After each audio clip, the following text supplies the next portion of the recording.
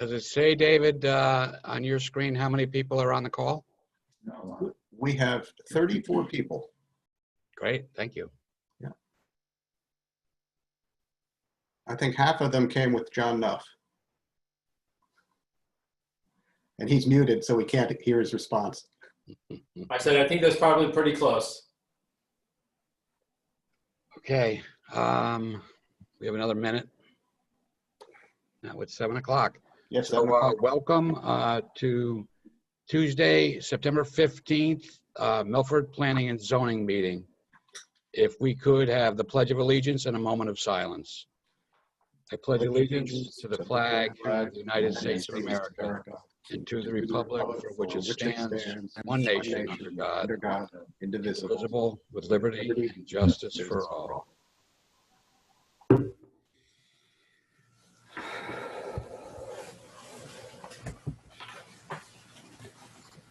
So, Mr. Chair, before you start, I know that you're going to reorder the meeting regarding 100 Plains Road. Are you going to do the same for 328 Meadowside? I'm sorry, David, I gotta increase my volume. I didn't hear you. Try that again, please. I know I think you want to reorder the agenda. Tom Lynch had asked whether or not he was going to be reordered as well as 100 Plains Road. No, 100 Plains Road first, proposed regulation change 20-7, and then 328 Meadowside after that. Okay. Okay, Meg, if you would call the roll, please. Sure. Ms. Austin. Present. Mr. Castagnoli. Present. Mr. Cater. Present. Mr. Collegian. He was there. Yeah, he's there. He's muted. Okay. Mr. Mortimer. I know I saw him. He was here. Let me see. Where did he go? I definitely saw him. I wonder if his connection dropped. Yeah, I don't know. Okay, maybe we'll try again at the end. Mr. Moore. Here. Mr. Sadi. Present. And Chairman Quish. Here. And keep an eye out for John. John, his connection dropped. He's joining us now. Okay. Oh, John. Okay, John. All right, thank you. Okay, so our first order of business, we do have a quorum. First order of business is hereby November 19, 2020, vote by January 23, 2021. Proposed regulation change. Brian? We have somebody that's not muted. Yeah, that's Brian. He's having trouble with his technology. Okay. I just muted him. Okay. So I'll start again.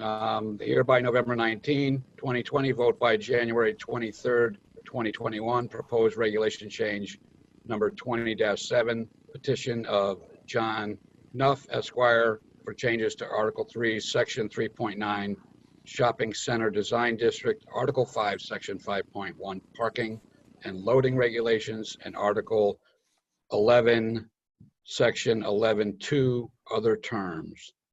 I would turn this over to the applicant.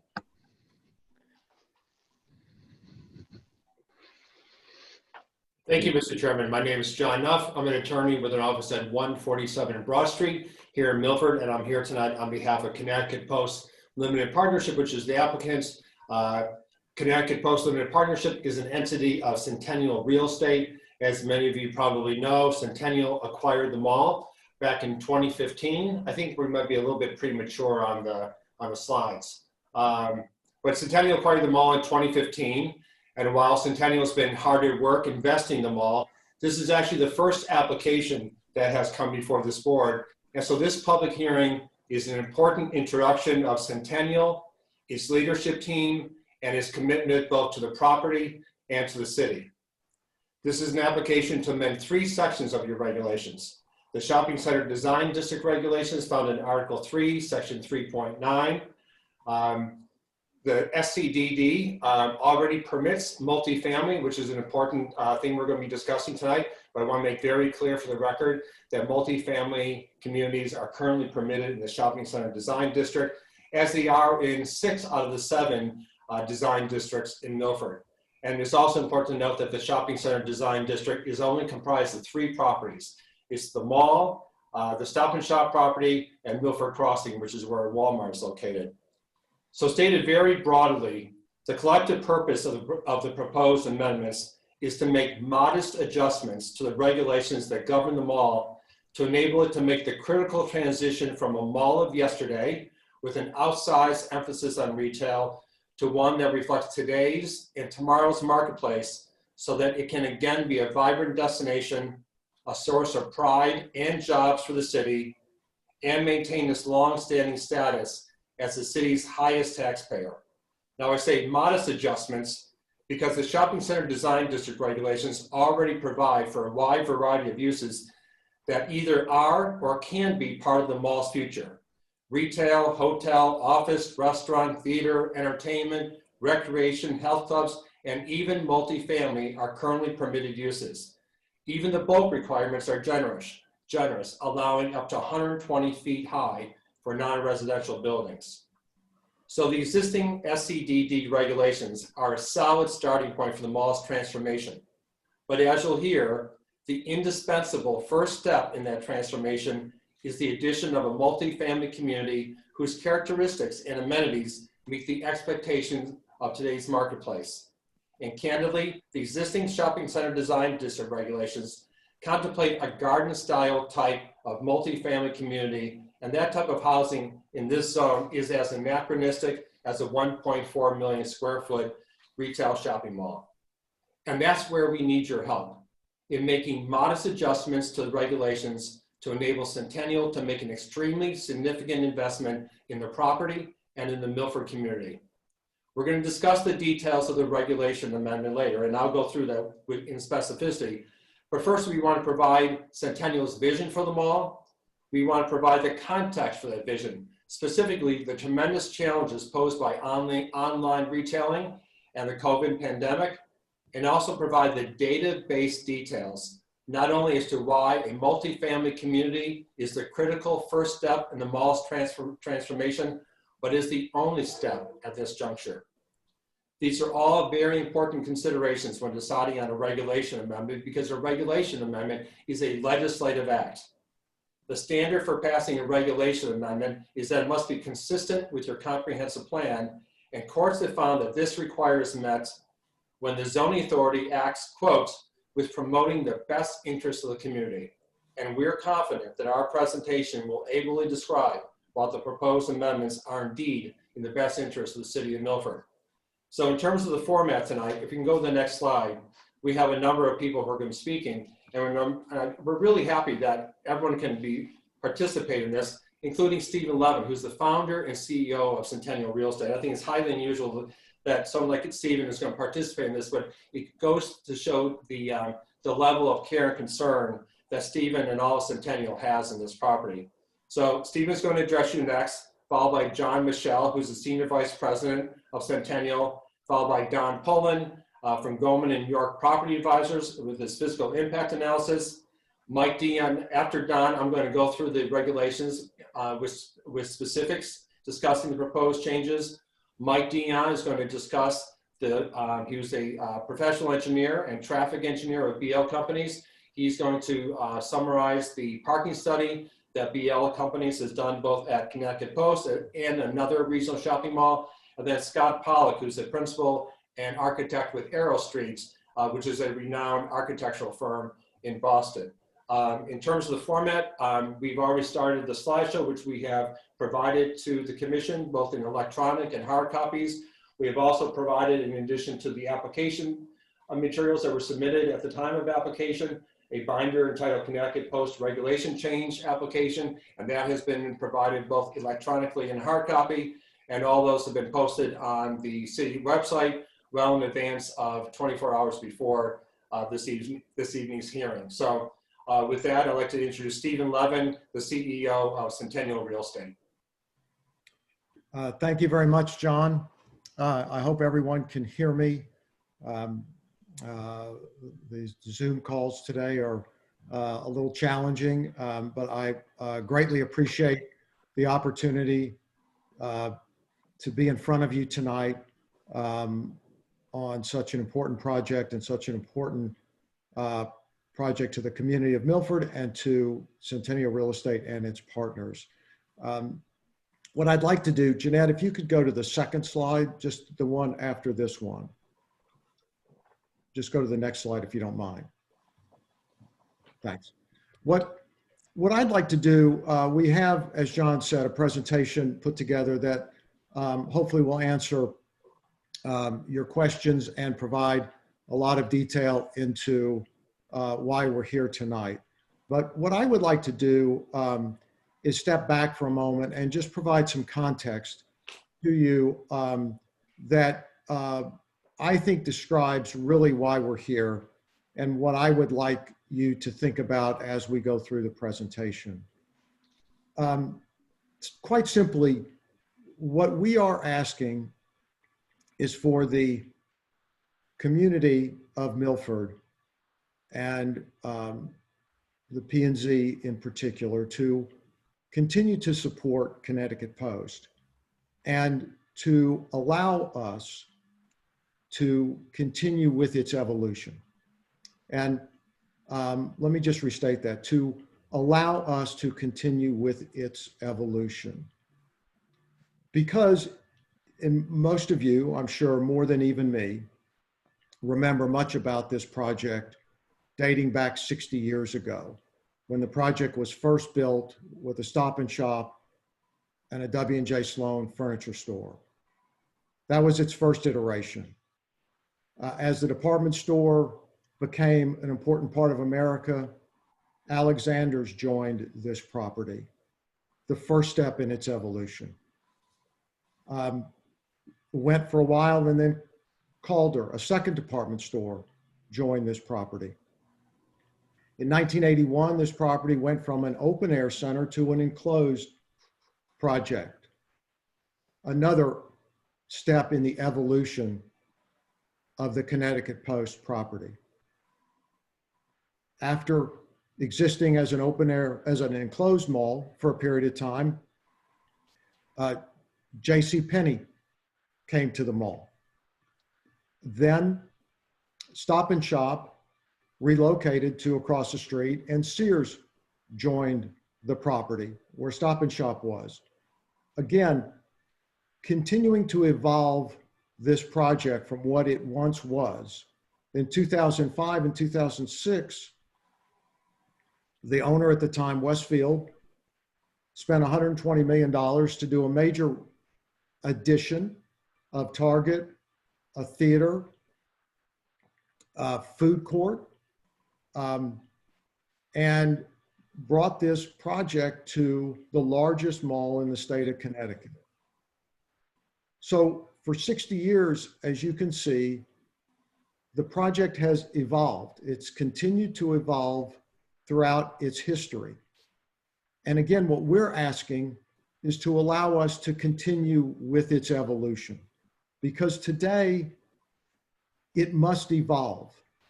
It must continue to evolve, as we all must continue to evolve to stay relevant. And that evolution today is very different than it was when the department store business dominated America. Today, shopping is not the entertainment that it was when these projects were designed and created. Today, shopping is one reason that people go to these places. But today they've become a shop, a dine, an entertain, a live, work, play environment. That is the next 20, 30, 40, 50 years of evolution of these projects that are the ones that will be successful in the future. Because of 1,150 malls in America, unfortunately, a majority of those won't evolve and won't survive. And we are committed to Milford and to Connecticut Post to continue with its evolution to make it one of the most dominant destinations in Connecticut. And the residential project, as John mentioned, is only its first step in the evolution of this project. We want to bring about years of evolution with outdoor spaces, with music and art and gathering places, and many other alternative uses that will be talked about later in the presentation. But today, as was the department store business years ago, the way that malls started to evolve, today, these destinations are evolving around America, with residential being the first piece of the evolution. We didn't create it. We are, as was done previously, we are following the trends that are creating the successful projects and how they will evolve. And I want you to understand we are here because we are doing this in other places around the country. We understand it, and it is vitally, vitally important today. We are committed to the evolution of this project, and we need your support, as you have supported this project for 60 years, to allow us to continue with that. Now, let me go back and talk for a minute about Centennial Real Estate. Thank you. I grew up in the retail business. I started Centennial to be a company that would own and operate and invest in great places within great communities. We picked Connecticut Post Mall because we picked Milford. We bought 5 projects from Westfield. We were shown Meriden, we were shown Trumbull, we were shown Connecticut Post. We made the determination to pick Connecticut Post because of Milford, because we are community-based. We want the project to be the fabric of the community. We want this to be a place that the community embraces. We want to be a partner within the community. We want this place to be an enrichment of the lives of people that live in and around the community, which is why we picked Connecticut Post. And we are glad that we did. We spent $200 million to buy this property. We've made a $200 million investment in the community of Milford. And we made that investment, and then the retail climate started to deteriorate much faster than we anticipated. And JCPenney's left the mall. And because of our commitment, and I would add that our partner in this project, our financial partner in this project is USAA. And they are the best partner that you could ask for. And they are, like us, committed to this project, committed to the long-term success of this project. And at that point, we went out and we secured Boscov's department store. I met with Jim Boscov. I felt like that what Boscov's did would be a great addition to the community of Milford. Trumbull wanted them. We secured them. That cost $20 million of an additional investment. We then secured Dave & Buster's, an entertainment use, a leading national entertainment use. We invested $5 million to bring Dave & Buster to Connecticut Post. Trumbull wanted them. We secured them for Connecticut Post. We have continued to invest. We are now trying to bring local operators of restaurants to this project that will be met and embraced by the community. There were restaurants here that weren't being embraced by the community. And to show you our commitment, we have let those go, bought those out, and are bringing restaurants in that we hope the community enjoys. So we have invested over $30 million the last 5 years to make sure that Connecticut Post maintained its relevancy, maintained its commitment, and quite frankly, maintained its tax base in the community. In addition, we spend almost $600,000 a year to market to the community, to embrace the community in a social outreach fashion.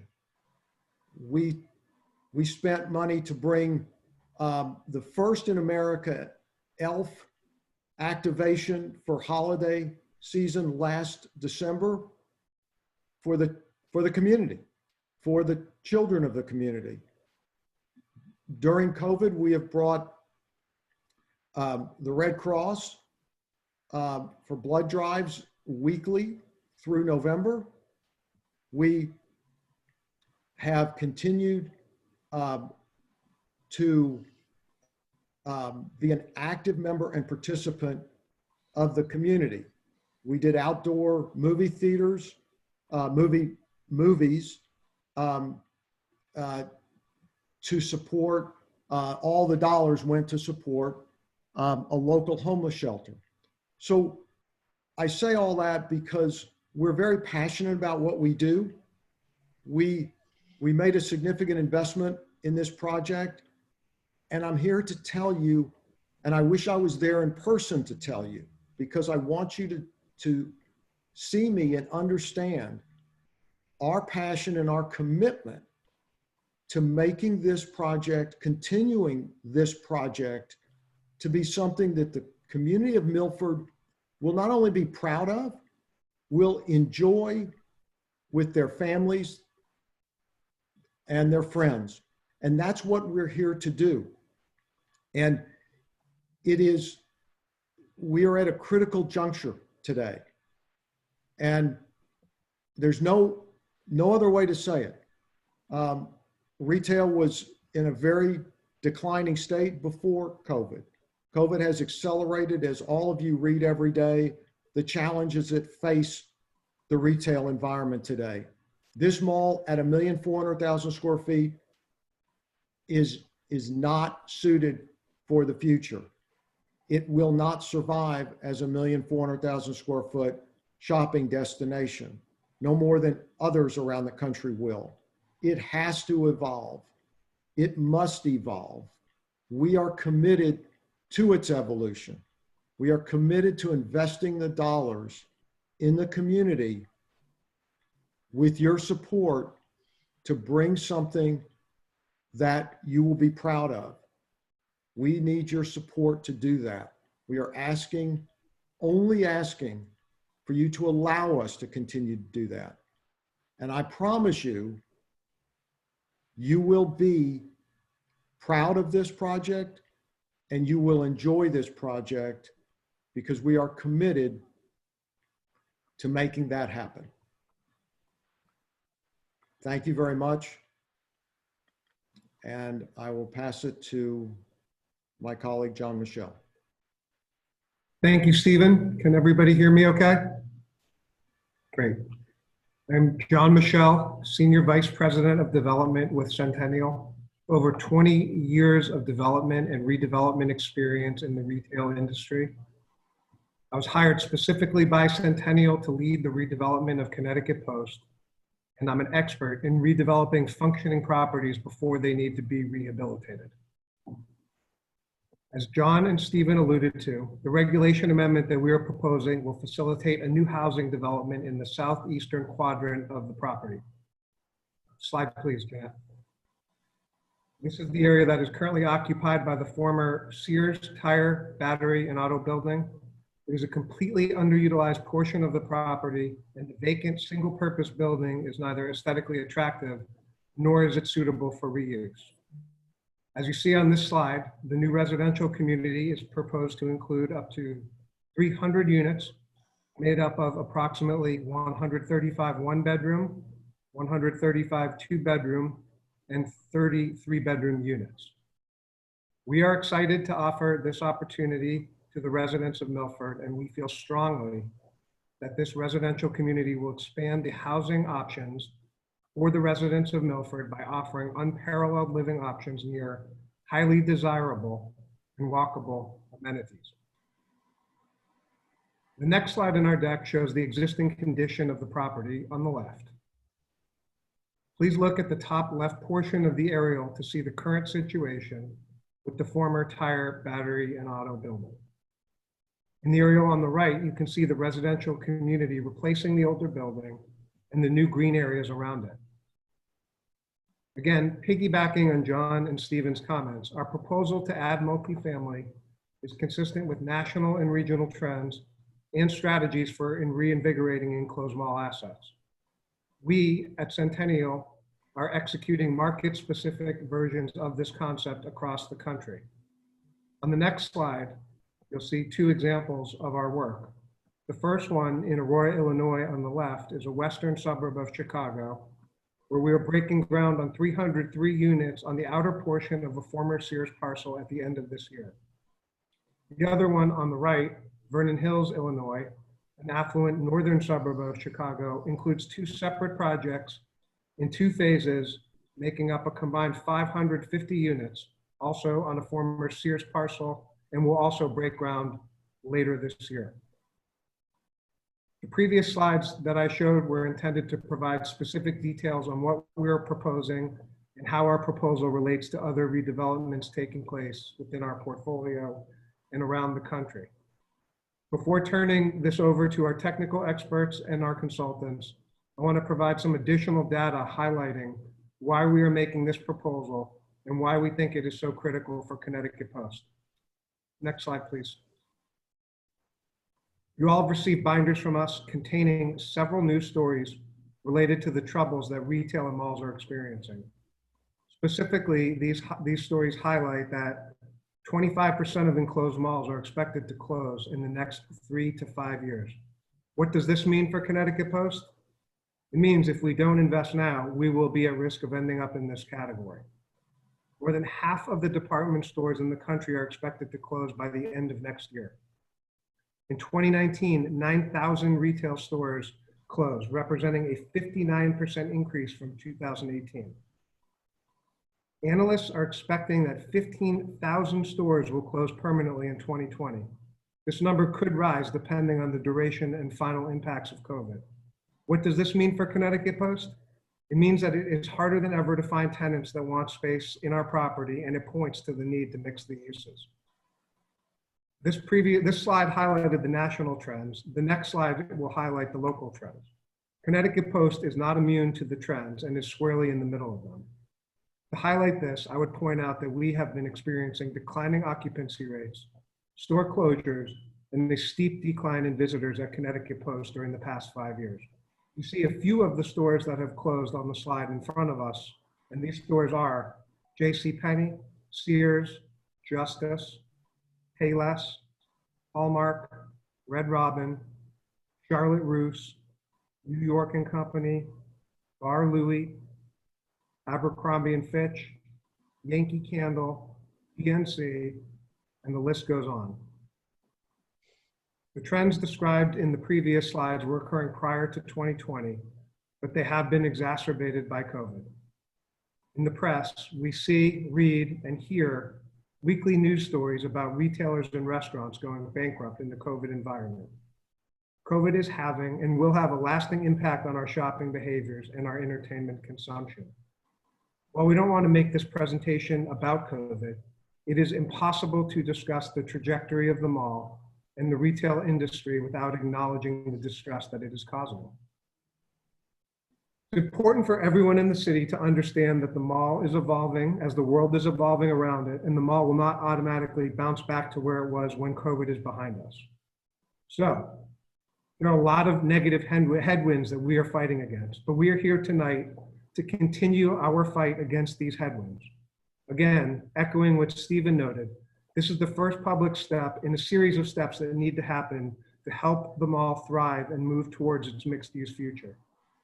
We welcome the opportunity to partner with the city and other local stakeholders to help uncover the best opportunities that will align with the city's goals and with our goals. In order to create this vision, where everything is thriving, we must stabilize the property now. The great thing about our current proposal is that it helps stabilize today, and it provides a strong foundation for the mixed use tomorrow. With that, I will say thank you and turn the presentation to Don Poland. Good evening. Thank you, John, for the transition. My name is Donald Poland. I'm Managing Director of Urban Planning and Strategies for Goldman York Property Advisors. For the record, we're located in East Hartford, Connecticut at 1137 Main Street. I'm going to be speaking to you tonight about a report that I issued for this project that focuses primarily on the municipal fiscal impacts. In doing so, I'm gonna go over some of the trends in retail, some demographic trends that will ultimately impact housing and school enrollments, then the fiscal impact on the city of Milford, and ultimately wrapping up with some discussion around economic impacts. Next slide, please. So just a quick summary and kind of overview of some key findings. Our estimates and projections predict that there will be about 1.2 million in new combined retail and personal property taxes from this, from the proposed multifamily development. That's a 28% increase over the current property taxes being paid by the Connecticut Post Mall property. The community will generate, that is the residential community, will generate about 1.2 million in increased local consumer spending. And the residential community at the Post Mall will generate about $3.8 million in wages.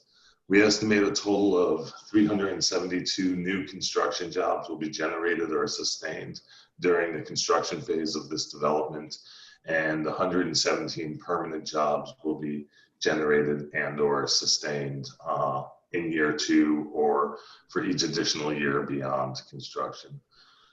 The Post Mall for decades has been Milford's largest taxpayer.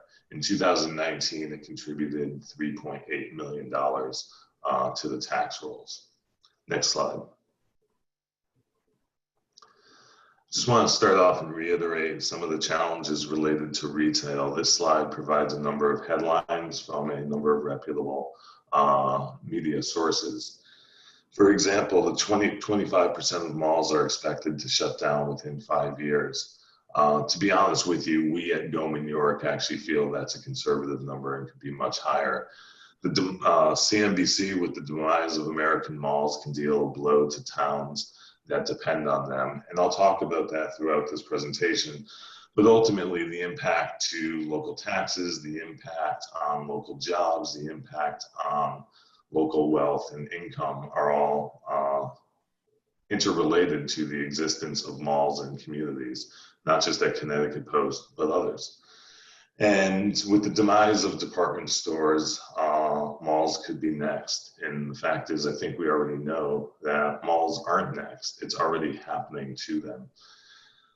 And then Bloomberg, maybe on a more positive light in their City Labs edition, that dying malls on new lease on life is apartments. I've actually been involved in a large number of retail redevelopment assignments. I'm working on a project in Colorado currently. I've worked on projects in multiple other states. Next slide. And ultimately we find that residential is one of the most common component to the reinvestment or repositioning of retail properties. I've also been a skeptic of kind of the headlines that have claimed the retail apocalypse. And what I mean by that is pre-COVID, I was a skeptic to it. The fact is, if you look at this chart, this graphic on the bottom right-hand side, there has been a significant amount of closings within retail. There's also been a significant amount of openings, which are shown in the green at the top and the closings are the red at the bottom. What I want to key you into is the kind of products that are closing versus the kind of products that are opening. And ultimately, apparel, department stores, books, and consumer electronics have been the hardest hit. And these have been the lifeblood of malls. And that's why ultimately malls are suffering some of the biggest challenges with the shift in retail. Now, as I said, I feel the apocalypse has been over-exaggerated or over-dramatized by the media. However, with the now accelerated decline resulting from COVID, the fact is the apocalypse is here. The decline in closings, the bankruptcies, the foreclosures that would have happened essentially over the next 10 years are now going to happen in the next 2 or 3 years. And that's going to be a dramatic shift in the landscape. We have a saying at Goldman York that bricks and mortar retail is not overbuilt, but it's under demolished. And that relates to this chart in the top right-hand corner, where you see the United States has the highest square footage of retail per person. Canada follows a third behind us, and then Australia is approximately half the square footage, and everyone else is less than a quarter of the square footage that we have. We have built tons of retail over the years, and now we have a lot of, what I mean by under demolished is there's a lot of functionally obsolete older properties that can't compete in the marketplace. And that places greater strain on the overall retail market. Next slide, please. So survival requires innovation, and don't confuse innovation with invention. Invention is rare. It's kind of the one-offs, the light bulb, the telephone. Innovation is about creating newness typically out of something that exists. Mixed use, the addition of retail uses to mall sites, has been one of the most common strategies. As I said, I've worked on many of these projects. This graphic at the bottom here is one of those projects that we at Goldman York worked on approximately 4 years ago now. A large mall, large regional mall, and enclosed regional mall. And we ran through market research and then about 6 different redevelopment scenarios. Each redevelopment scenario included residential uses. The various scenarios were different configurations of commercial space. But what I want to point out here is in red are remaining original mall structures. The rest of the mall has actually been demolished and removed from the site. The brown dumbbell-shaped buildings are essentially multifamily residential apartments. The other lighter brown, smaller buildings are essential pad sites for commercial uses. And you'll even notice in this scenario, and actually in, I think, 6 out of the 7 scenarios we did here, we even did residential subdivisions for single-family residential. You see a cul-de-sac there, connected street, and frontage lots. That is because this site is surrounded by single-family residential lots. It actually yielded itself to this. My point here being is it's not just multifamily, it's any kind of residential that can be incorporated as mixed use into a mall redevelopment site. Next slide, please. So a number of times we've been asked about alternatives. Why aren't we coming forward with office or medical office or industrial flex or hotels? First and foremost, the Centennial looked at various options prior to developing this proposal and this application for residential. And their market research found that there wasn't a market for these uses. We at Goldman York were asked to reevaluate the marketplace. So we took a look at general office, medical office, industrial flex, hotel, commercial recreation, incubator space, and co-work space. And ultimately, our findings are similar to our findings anywhere in Connecticut right now. The fact is, commercial office, general office has been stagnant since the early 1990s. Rents have not increased much. They run around $20 a square foot, plus or minus, and they're about $10 a square foot less than what it takes to actually build new office space, which typically runs at a base of about $30 a square foot for new construction. The same is true of medical office. There was a bit of a boom with medical office. We saw a lot of demand, but we found in most markets it's been overbuilt. And there's approximately 34,000 square feet vacant within Milford at this point in time. And once again, marginal soft rents and don't justify new construction. The same is true of industrial flex. There's actually high vacancies in Milford with around 450,000 square feet, either available for lease or for sale.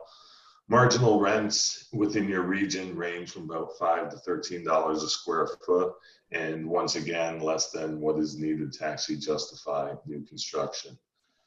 The hotel market has been kind of spotty and marginal. Ultimately, occupancies run a little bit soft. Typically, you want to see about 75% occupancy per night. Our findings are around 72%. They can push low in the Connecticut market down to about 68%, but the New Haven region was showing a bit better in that. But RevPAR, which is the average revenue per room that's occupied over the course of the year, is also soft and marginal. Now throw into it COVID, and actually hotel is most likely the weakest sector that's out there next to retail, and recovery on it is going to be very slow and very long. Commercial recreation has been popular with some redevelopment and reinvestment in retail sites and malls. Typically, we find that more associated with Class D and Class C because it is a marginal use that returns low rent values ultimately. And, you know, someone may do it to kind of save a place or to try and put some new life into it, but it's not going to maintain and or create value. Incubator spaces are a very kind of flashy term within economic development. Ultimately, you know, everyone wants the new latest tech and inventiveness going on, but really the market for it shows that there's a lack of a workable business model when it's not associated with a top research institution.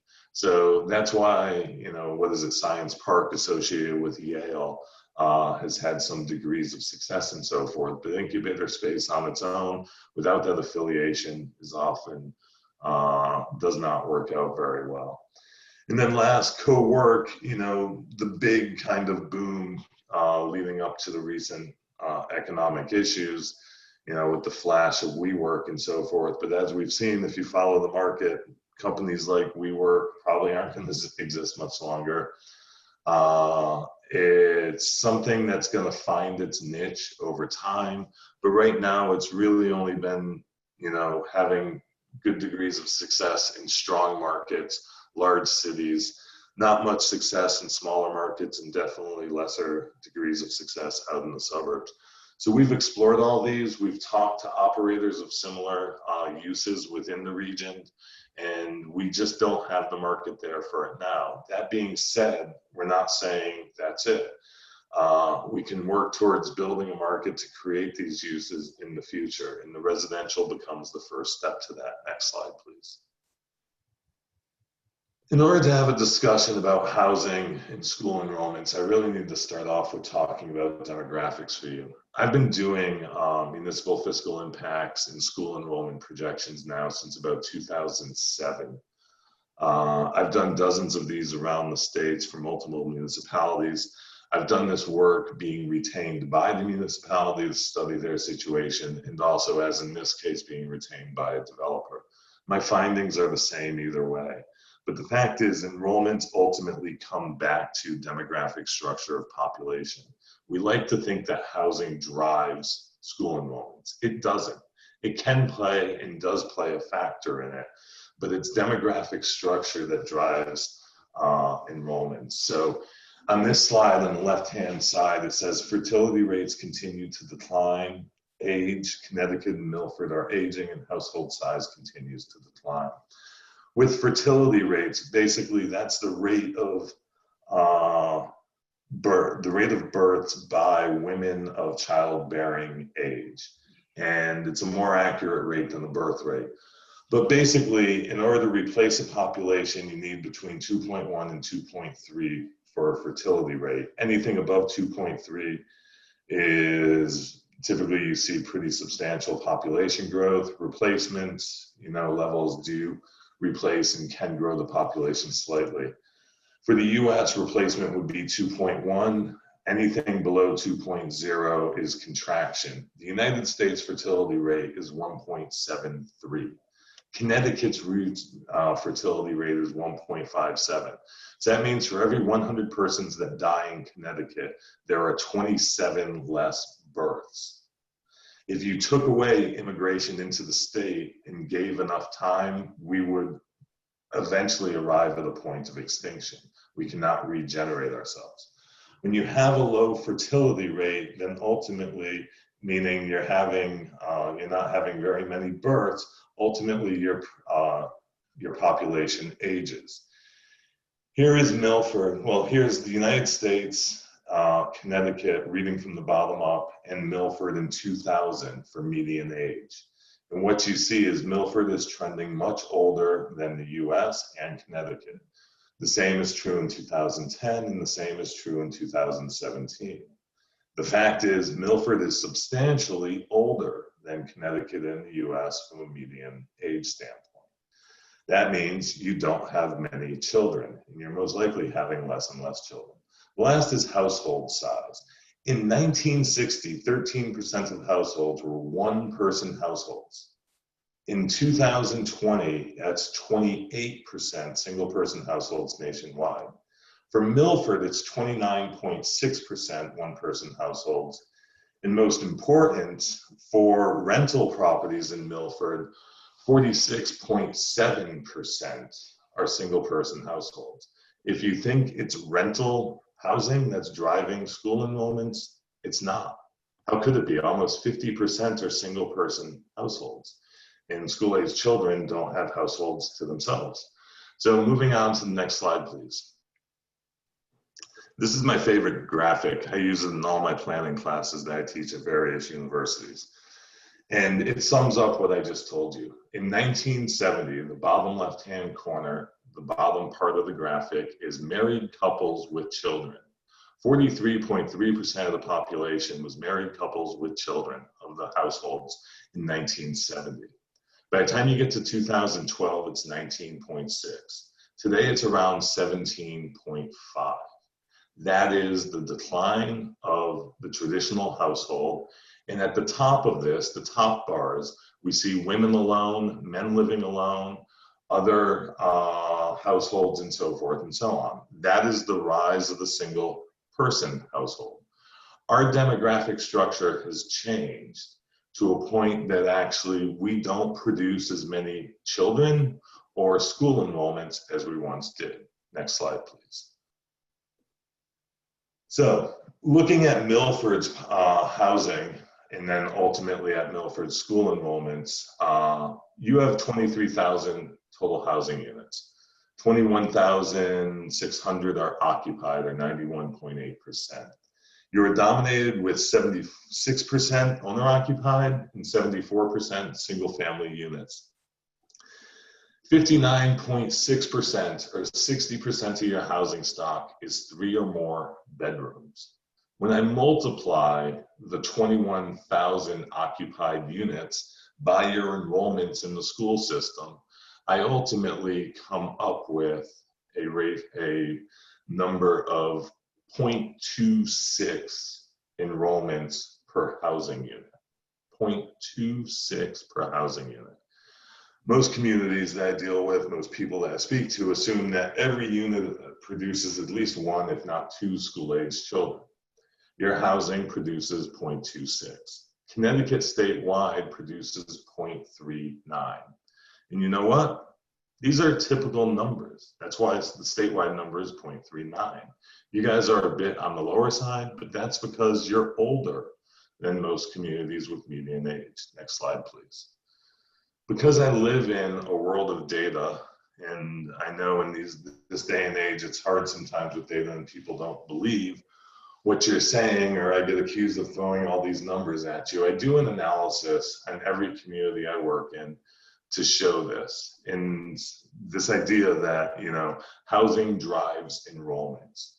Well, since 2008, bottom left of this chart on the left-hand side, to 2020 or 2019, you have added 2,100 housing units. You've had 208 demolished, so you have a net gain of 1,926 new housing units since 2008. Over that same period of time, your school enrollments have contracted from 7,400 total enrollments in the school district to 5,566. You've lost 1,834 school enrollments while you've added 1,926 housing units. That's almost one student per unit. It's 0.95. The fact is you've had a contraction in enrollments of almost 25%, 24.8%.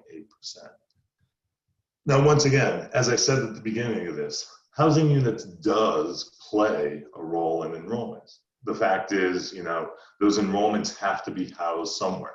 And the more housing units you have, the greater potential you have to house more enrollments.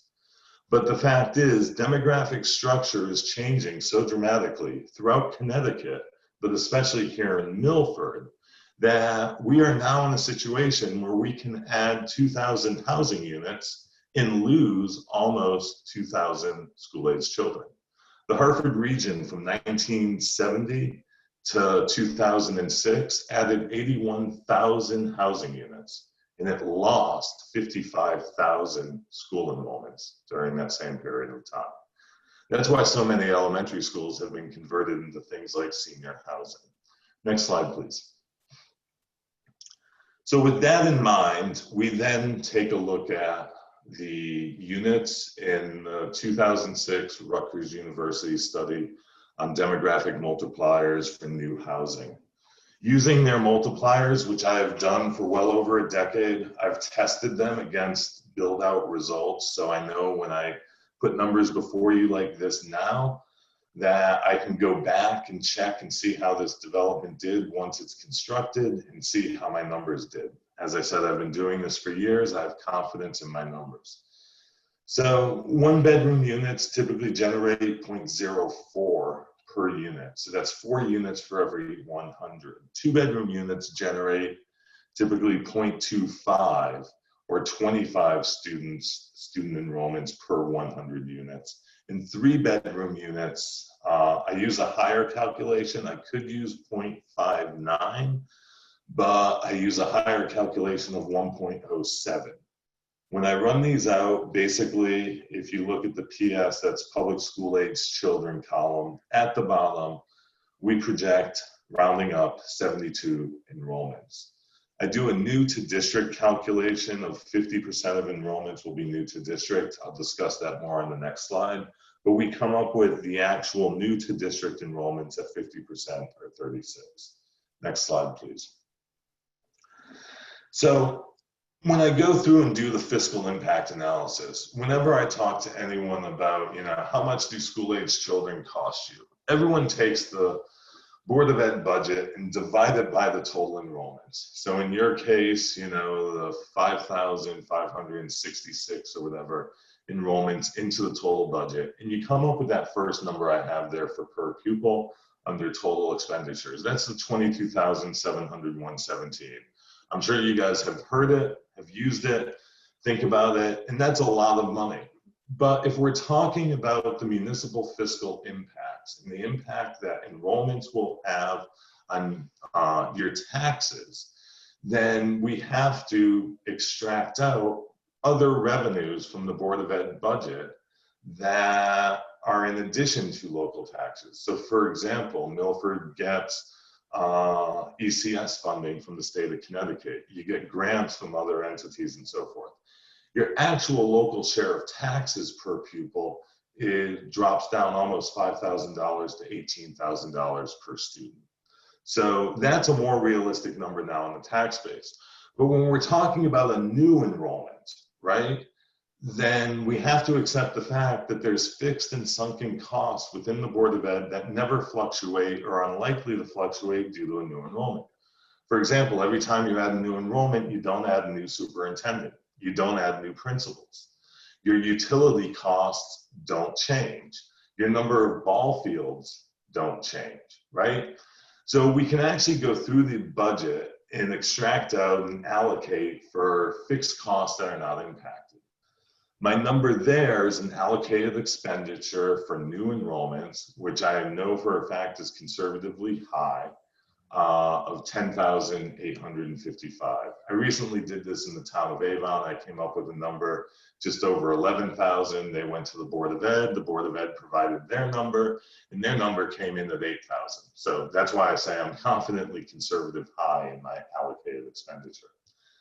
The fourth calculation I then do is that new to district, which I know communities become very questionable of. What do you mean? You know, all the students are going to be new to the district. No, they're not. And actually what we find, for example, South Windsor's Board of Ed commissioned 2 studies, one in 2018, one in 2019, to look at specifically enrollments coming out of new multifamily development, because they had significant new development and significant increases actually in their overall district enrollments. And what those studies found was between 21 and 29% of students were new to district out of those new units. I conservatively round up to 50 to be cautious when making my calculations. I also did a study myself in the town of Ellington. I looked at all 80% of their multifamily housing stock for enrollments. And their multifamily housing stock actually generates only 0.15 students per unit. And it's 0.16 in South Windsor with their new multifamily. So once again, I'm confident with these numbers. We end up with 36 new to district. The allocated is $781,000 in costs if we do the full 72. The new to district is $397,880. So the chart at the bottom shows you the existing mall is the first line, and its tax generation, tax value is $3.8 million. We believe the new real estate tax value will be $1.1 million. That brings it up to 4.9, and then add in what we estimate to be an additional $113,000 in personal property or motor vehicle taxes, to a combined development of $5 million in tax revenue. That gets you back to about the mall's value in taxes back in 2010, before it started depreciating greatly. And that's based on numbers in year 2010 town audit. Next slide, please. So in the end, our summary of fiscal impact: we have 300 new residential units, we have 450 new motor vehicles, and we have sewer user fees of $328 per unit per year. We add that all up, $1.3 million in new revenues. Expenditures, we account for education. I show them in both allocated and new to district. And then we account for general government. That's kind of all the services that are run through your town offices based on real property tax, not additional revenue sources. And about 23.1% of your budget goes towards government operations. We captured 23.1% as an expenditure related to this development of $280,000. So worst case scenario, say you don't believe me with the new to district and you end up with 72 new enrollments. This project is a net positive of $250,000, $251,000.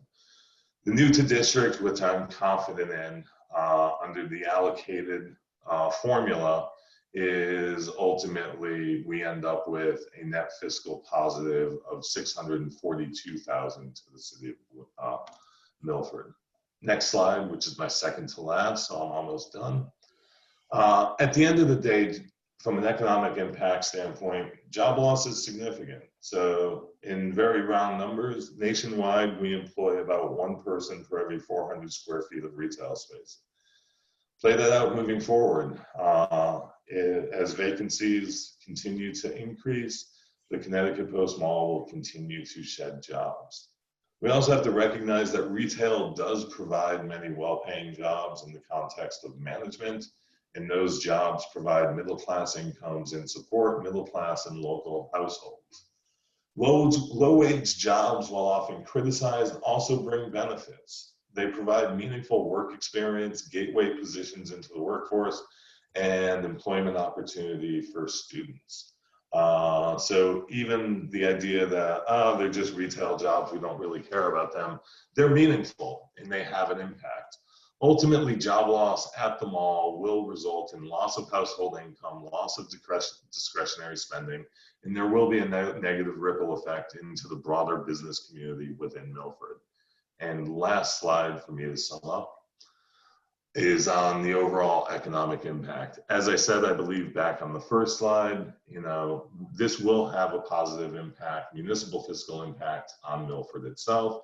It will also create new jobs, both construction and permanent jobs, respectively 372 and 117. And the economic impacts include 34 million in wages and an estimated 4.9 million discretionary spending, which we calculate that about 1.2 or 25% of will be local to Milford, not the entire kind of metropolitan region. That's the end of my presentation. I want to thank you guys. I will be available whenever John allows me to be available for questions, and I want to turn it over to our next speaker. Thank you. Thanks, Todd. The next speaker is me, John Nuff again for the record. And what I would like to do now is to go through the proposed regulation amendments with some specificity. In the packets that we've handed out to you, we have provided commentary on the proposed revisions to the regulations as a way of walking through and explaining the various changes that we're requesting. As I said from the beginning, we believe that these changes are fairly modest, particularly as compared to the outsized impact a redevelopment of the project will have. So if we can go to the next slide. I assume that you all have your full zoning regulations. What we've done here is only giving you those slides where we are actually proposing specific changes. So the first changes to 3.9.2.1. As I noted earlier, multifamily communities are permitted in the shopping center design district, but for some reason, there's a specific reference to the RMF 16 zone. And it's sort of interesting because if you look at other parcels that are in the RMF 16 zone, you couldn't find two more dissimilar areas between the mall and those areas. I mean, particularly there's a number of those in the Woodmont area. They tend to be characterized by very small parcels in a very dense area. And when you look at those regulations, it's sort of consistent with that type of area. The maximum height is 35 feet. The maximum building length is 160 feet. And they even have a minimum number of units of 8. So it's frankly wildly out of context with a regional shopping mall that consists of approximately 80 acres and that's situated between Route 1 and I-95. You know, I was actually participated in all the workshops and all the meetings that this commission went through back in 2003 when the bulk of these regulations were enacted. I was actually there on behalf of Connecticut Post, and so I was paying particular attention to all the changes that went into the regulations. In fact, the creation of the shopping center design district regs.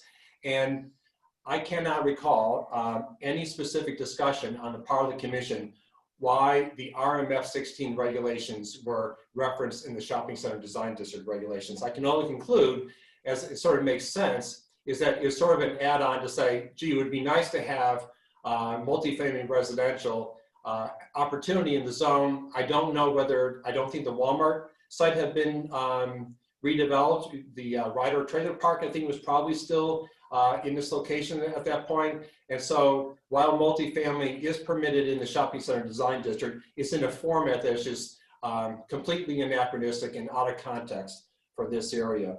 We're also proposing a change for the minimum lot area from 20 acres to 4 acres. You know, currently in your regulations in section 3.9.6.2, we can create a separate lot for a for any of our tenants.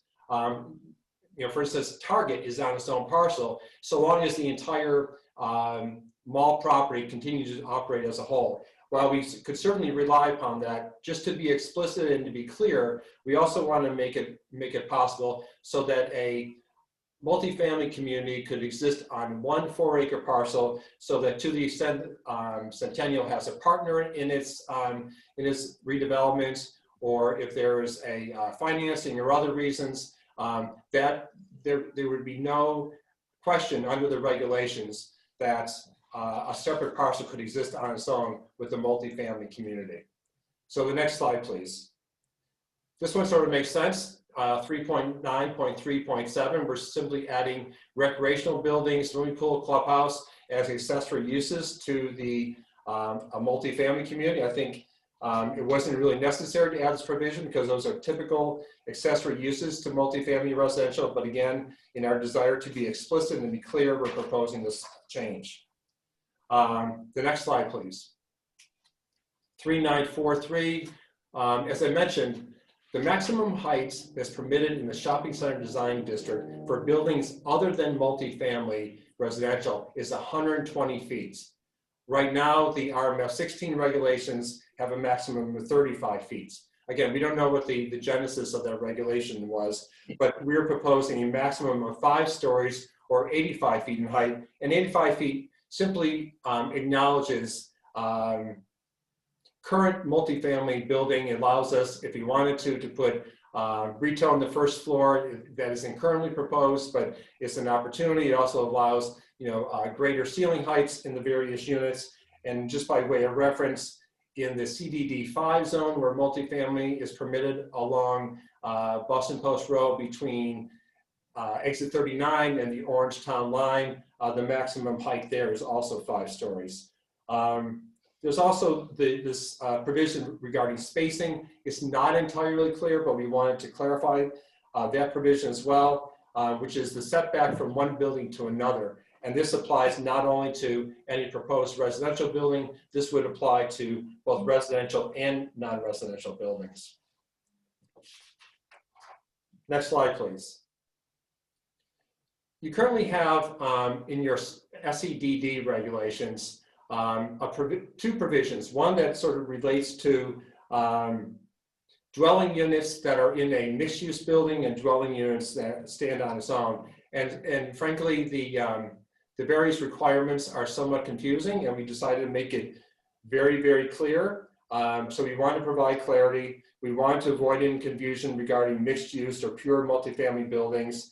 And there's also this provision regarding the number of bedrooms per acre. And it isn't clear as to what constitutes the bedrooms per acre. I mean, so we gave you an example here. If you have a 20 acre parcel, how many bedrooms you could have. But frankly, the mall consists on 80 acres. And so you obviously have a far greater number of bedrooms and far greater number of residential units. To avoid any confusion and to make it extremely clear and to make certain for the public and for everyone that this is a limited number of units, we just put a cap of 300 units in the entire zone. So to the extent that there's a concern that other property owners in the shopping center design district or others that may want to change their zone from some other zone to shopping center design as a way of taking advantage of this regulation, we wanted to make it very explicit. We simply cap it at a total of 300 residential units for the entirety zone, and we avoid all the, frankly, confusing language in subsections 7 and 8. Next slide, please. This is section 5.1.4. We're proposing a straight parking ratio of 1.5 spaces per dwelling unit in the shopping center design district. There have been a number of changes over the recent couple of years with regard to the number of parking spaces for multifamily. I think this is a reflection of the fact that, as Don said, there's a lot of single person residential units. People are taking advantage of other means of transportation. And we believe that based upon national trends, as well as what we're seeing around the community, 1.5 spaces per unit is more than sufficient. It also, frankly, recognizes the parking gorilla in the room, which is the fact that there are thousands and thousands of parking spaces available at the mall. So that to the extent that if there were a Saturday night or Sunday afternoon that some people were having a party and everyone was happened to be at home, there's more than sufficient parking available in the overall center for all the residents and all their guests. The next section, please. This is a change in the parking standard for regional shopping malls.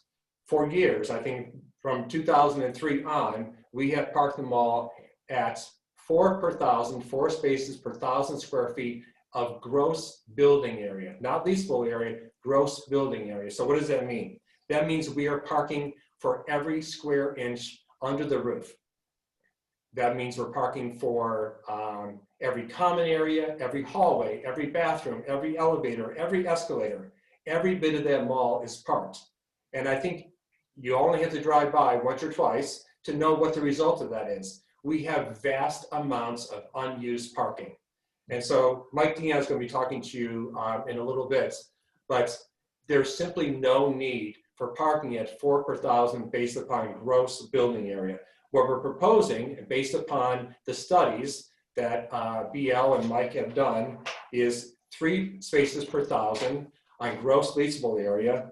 And not only does that account for the common areas, but also accounts for a very common sense notion that most people don't go to the mall and visit one retailer. So we're getting double use out of most of those spaces. So whether you go visit 1 store, 3 stores, go to the movies, have dinner, you're only utilizing 1 space. So under that sort of scenario, and particularly now that hopefully the mall will be pivoting toward more entertainment uses, a parking ratio of 1.3 based upon GLA is entirely appropriate and is supported by the data of both at Connecticut Post and another regional shopping mall.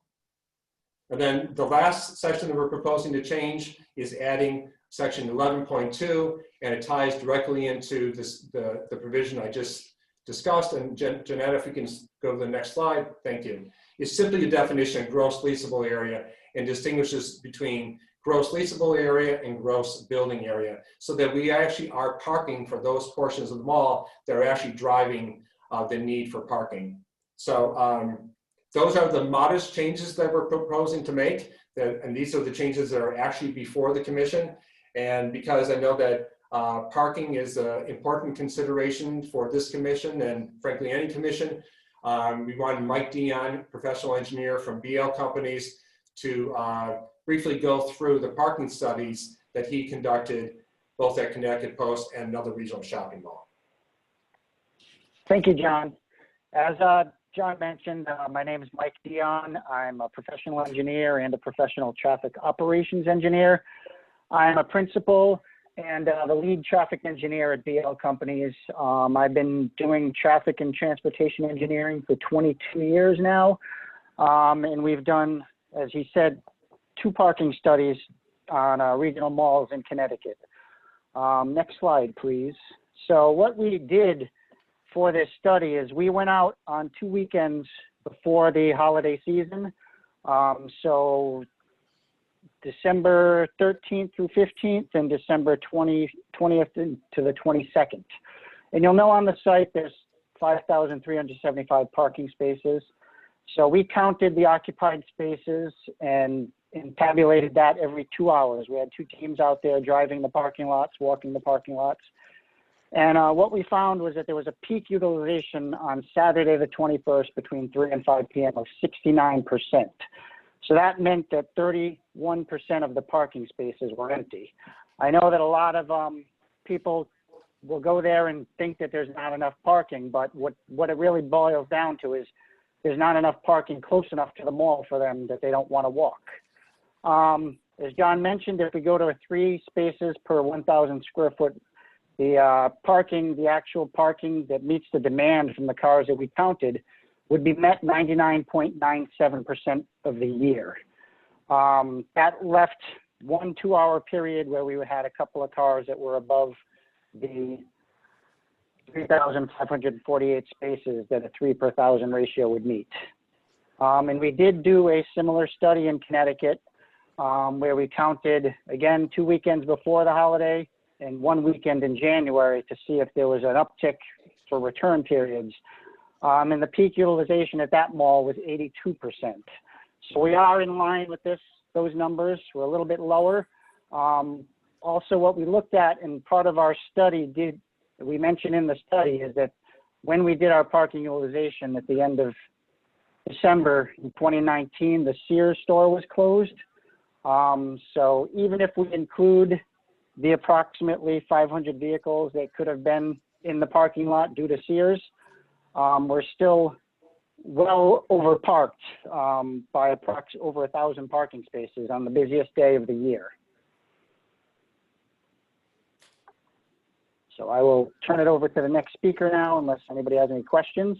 Thanks, Mike. This is John Nuff again for the record. I would just note that Mike's full report is also in the materials that we provided, both at the time of application and in the most recent binders that we have provided to the commission, as is Don Poland's report. And our last speaker this evening is Scott Pollock, who's a principal and architect with Arrow Street. Good evening. My name is Scott Pollock. As John said, I'm a principal at Arrow Street. We're an architecture and planning firm in Boston.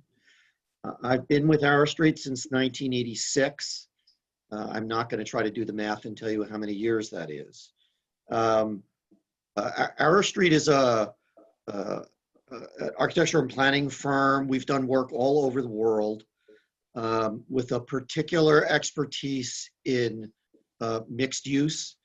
We run what we think of as a fairly distinctive practice because we intentionally try to work across a broad range of different building types, from retail to housing to schools to lab to education to recreation, because we believe very strongly that mixed use is not only the recent past, but is clearly the future.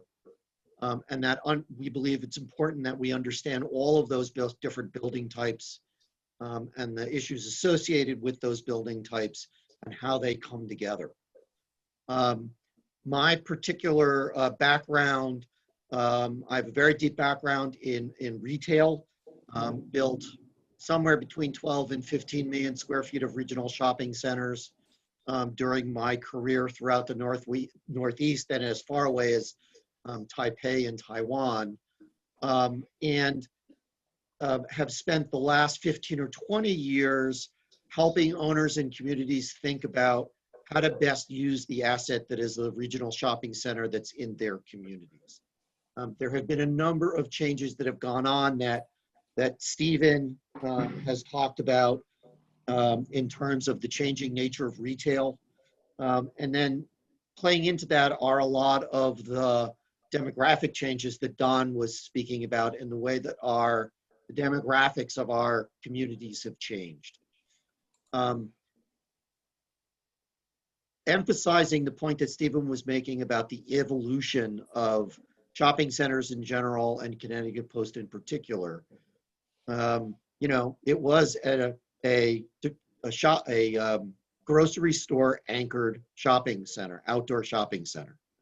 And it has continued to evolve as the community around it has evolved, as Americans and their shopping behaviors and habits and desires have evolved, and as the retail environment itself has evolved. And what we are hoping that we can do with Connecticut Post is allow it to continue to evolve so that it remains a vital part of the community now, as well as in another 20 years. And many of the changes that John Nuff just walked you through are about trying to provide the regulatory basis to allow us to make those changes. Next slide, please. So, as Stephen said, the nature of retail in America is changing.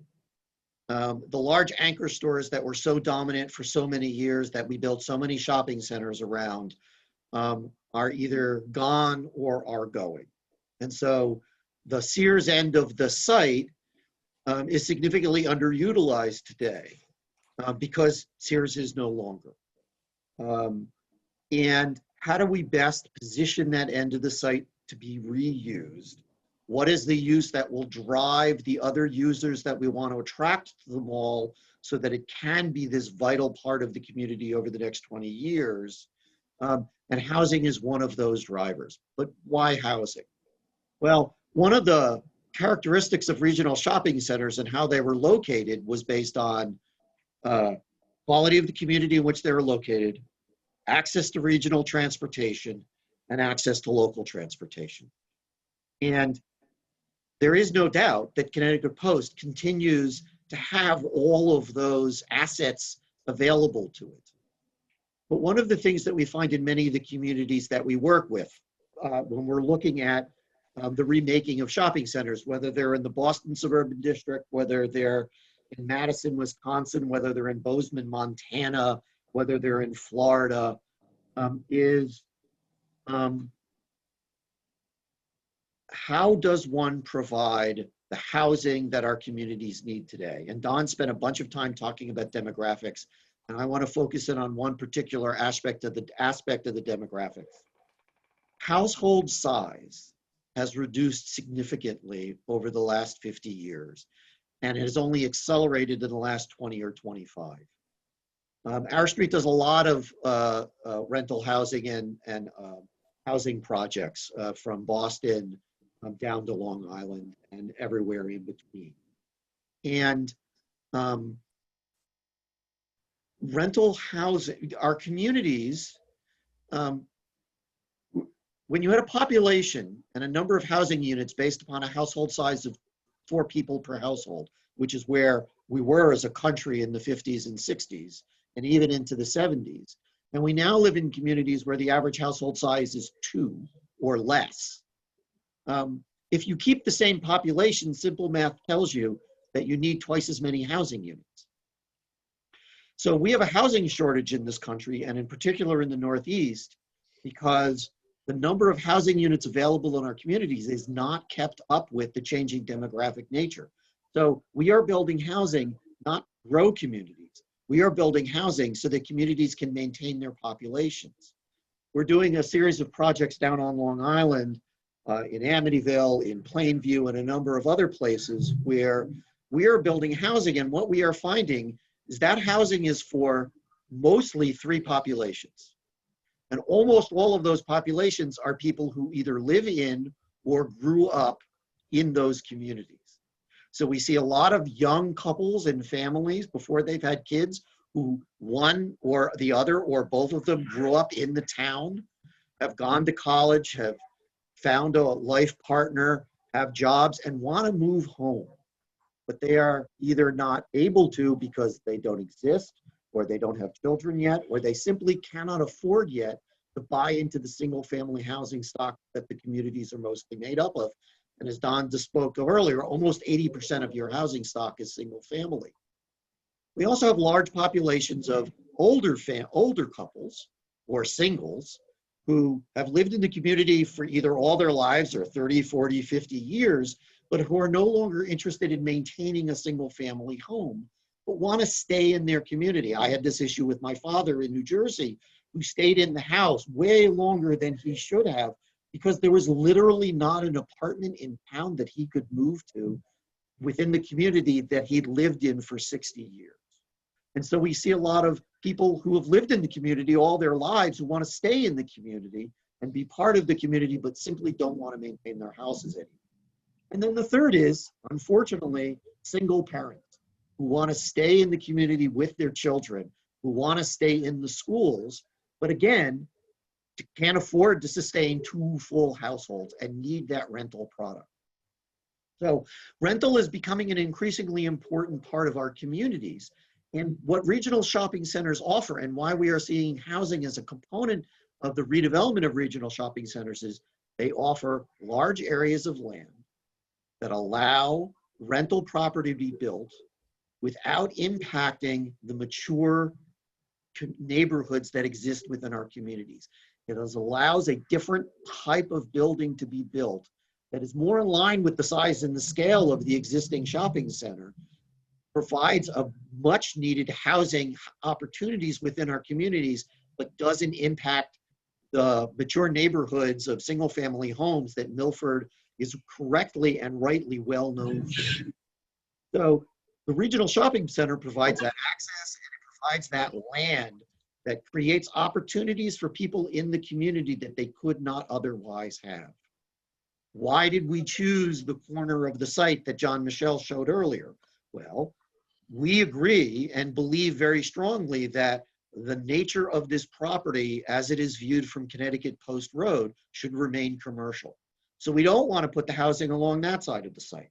We want to put the housing in a portion of the site that abuts actually what is quite a nice sort of area of trees and water on that side of the site.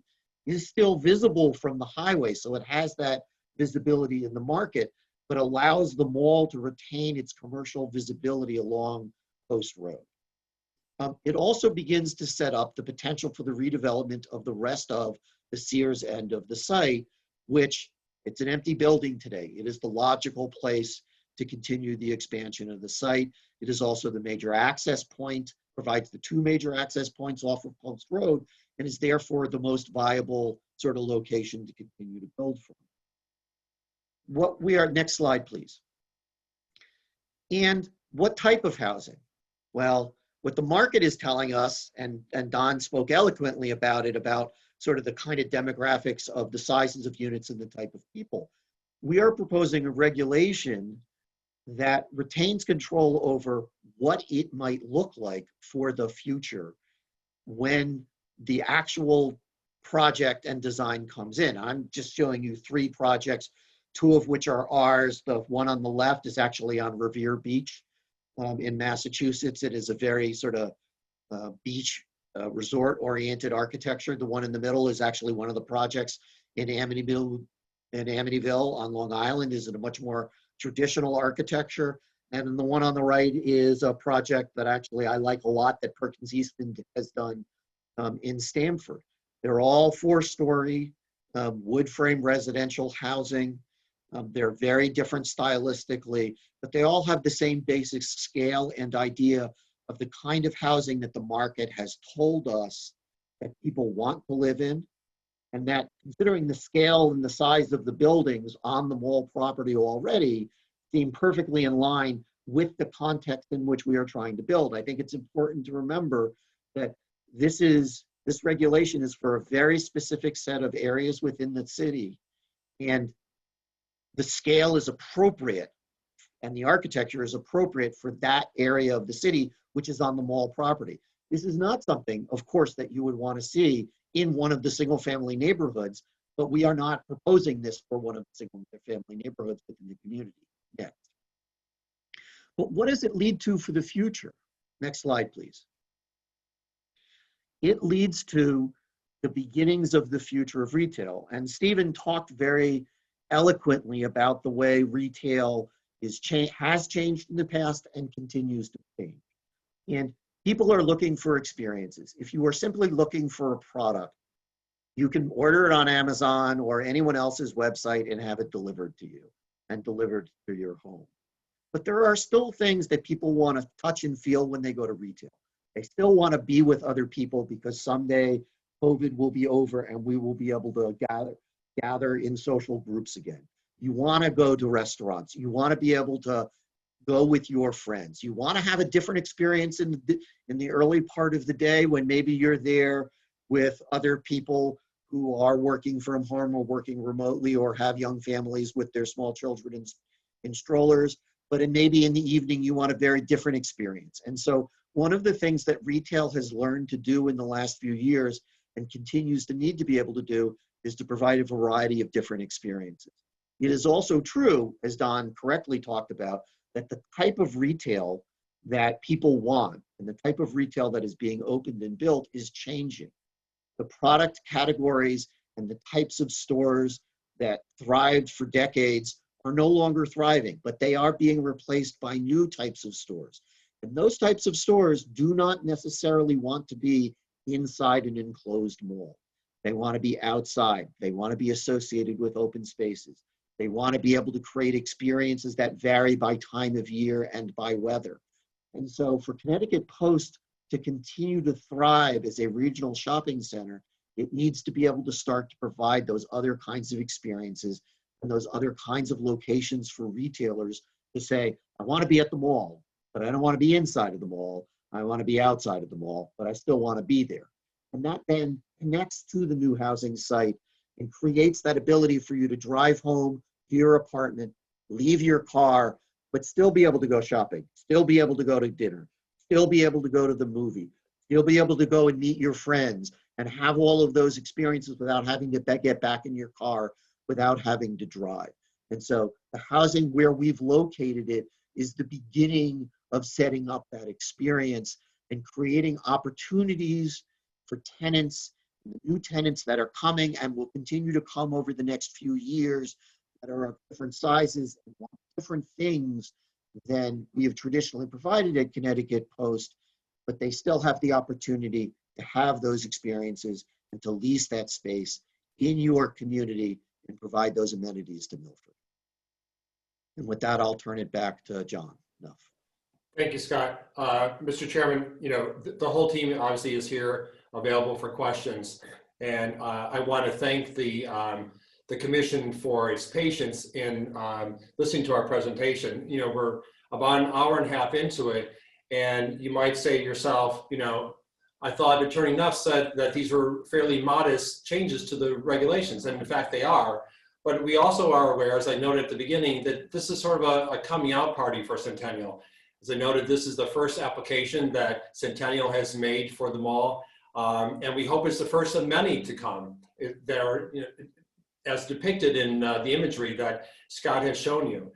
We felt it was important to create a foundation for the commission and for the entire city to understand Centennial's commitment to the site, Centennial's commitment to the city, its vision for this site and its vision for the city, and also to sort of set the stage of what can come and what will come with your help.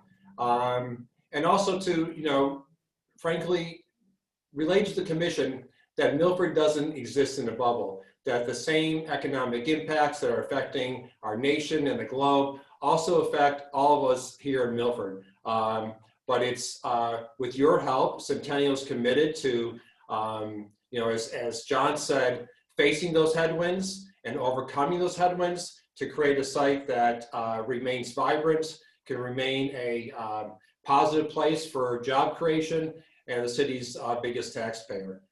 So we'd be happy to proceed in whatever fashion you would like, Mr. Chairman. If you want to ask some questions or open to the public, we're all here and happy to answer any questions.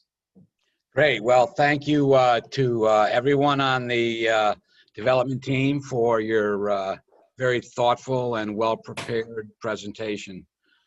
David, if you would just give a quick overview of your review for the board and for the public. Well, for this, I didn't do an actual written review. Okay, that's fine. I'm not going to ask you to wing it then. Okay. We have seen what is presented, and so I will do the quick review. It is specifically asking to change various elements of our zoning regulations, and it is specifically related to the number of units and in that particular parcel. There are more issues to that, but that is it is not consistent with the present zone, but it is permitted for us to change the zone and to change various aspects of the zoning regulations. I would ask if any members of the board has a question or comment at this time. And if David, we could get rid of the shared screen with the architectural vision so that we could see members of the board if they choose to speak. Okay. Oops. So we're opening it up to the board for questions or comments. We have Bob Sadie. Mr. Sadie.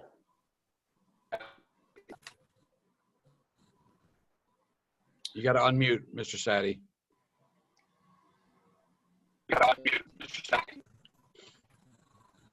Try again. Yeah, yeah, there's something going on with his connection because he's not showing as being muted, but we can't hear him. I think Brian might be unmuted. Well, I can mute Brian. That's easy. The problem is Bob is being shown as unmuted, yet we cannot hear him. Yep, so that's unfortunate. Okay, anyone else like to speak at this point? Well, I'd like to hear what Mr. Sadi has to say before we open up the public hearing. So can somebody send him a link to get on the telephone?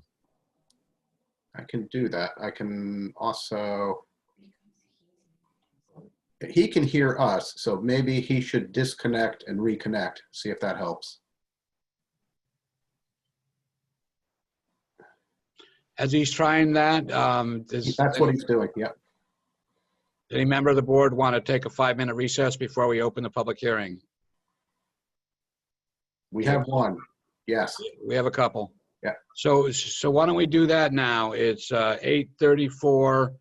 We will go 6 minutes to 8:40, and we will come back then. Hopefully, Mr. Sadi will have his internet issue solved, and people can take a break before we entertain the thoughts and feelings of the public.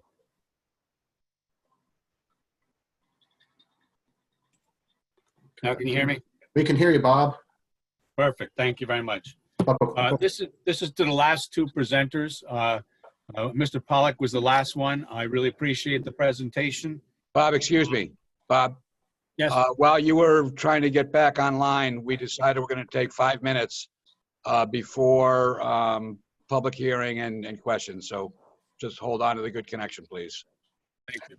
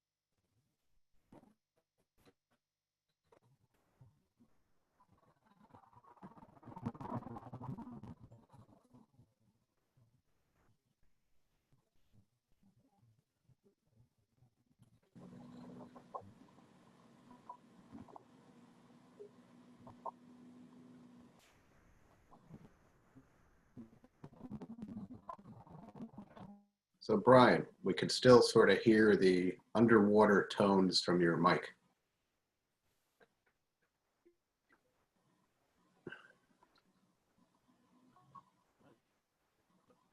And no, couldn't hear you.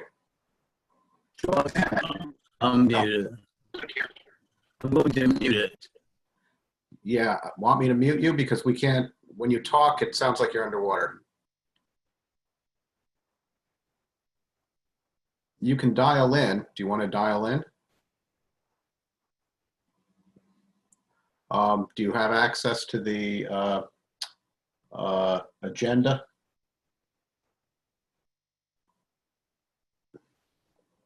Because at the top of the agenda is the dial-in number.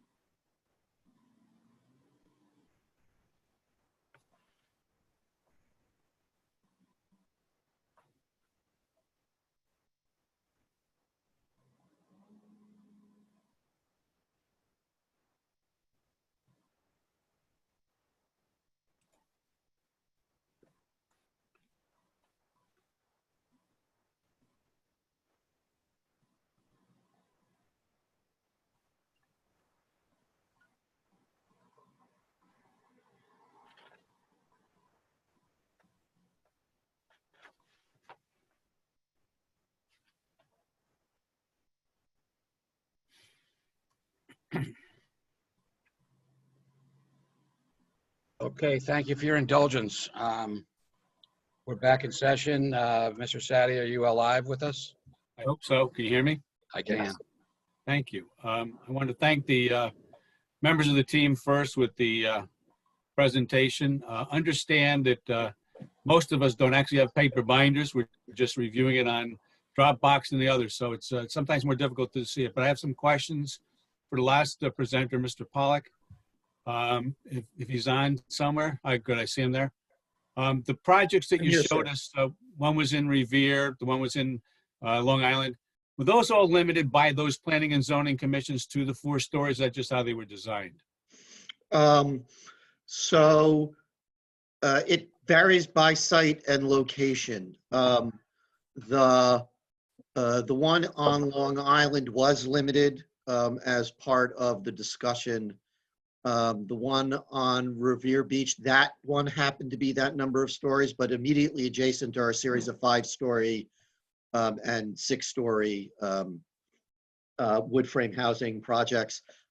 To be honest, I've admired that building in Stamford, but I was not involved. I've done other work in Stamford and have mostly done 5-story over parking wood frame in Stamford. I don't know the history of that particular site. Thank you. And the last question for you is, you did a lot of plans and it was great to see, visualize them, but I don't know if you presented to us as a board any of the prospective plans if this is approved for the 300 units. Was that basically the large view that appeared like a drone view? Is that all you had? That's correct, because it's just a sort of an example of what that might look like. Because we're here for a reg change, not for a specific project. Thank you. And then this, I think, would be, is it Dr. Polland? Dr. Polland? Yes. Thank you. Were you aware that there was actually, in the time frame about 5 or 6 years ago, a substantial study done on the school age issues in the city of Milford? Were you aware of it? It was done by Malone and McBroom, and some of us were actually members of the Board of Education at that time. Were you aware of that? No, I did not see that study available on site. And I would just suggest, because I don't think we should decide this tonight, but that you could review that. I'm not challenging your numbers yet, but I do know that there was substantial numbers presented as to whether we're going to be losing students. I appreciate if you would do that. And then I'd like to turn this over to Attorney Nuff, if I might, please, Mr. Chair. Yes, go ahead. Ask your question. Fair enough, there you are, thank you. They'll find it. We've been given several different versions of the proposed regulation change. And just for the record, is this the regulation change for August 10th of 2020 that you're referring to?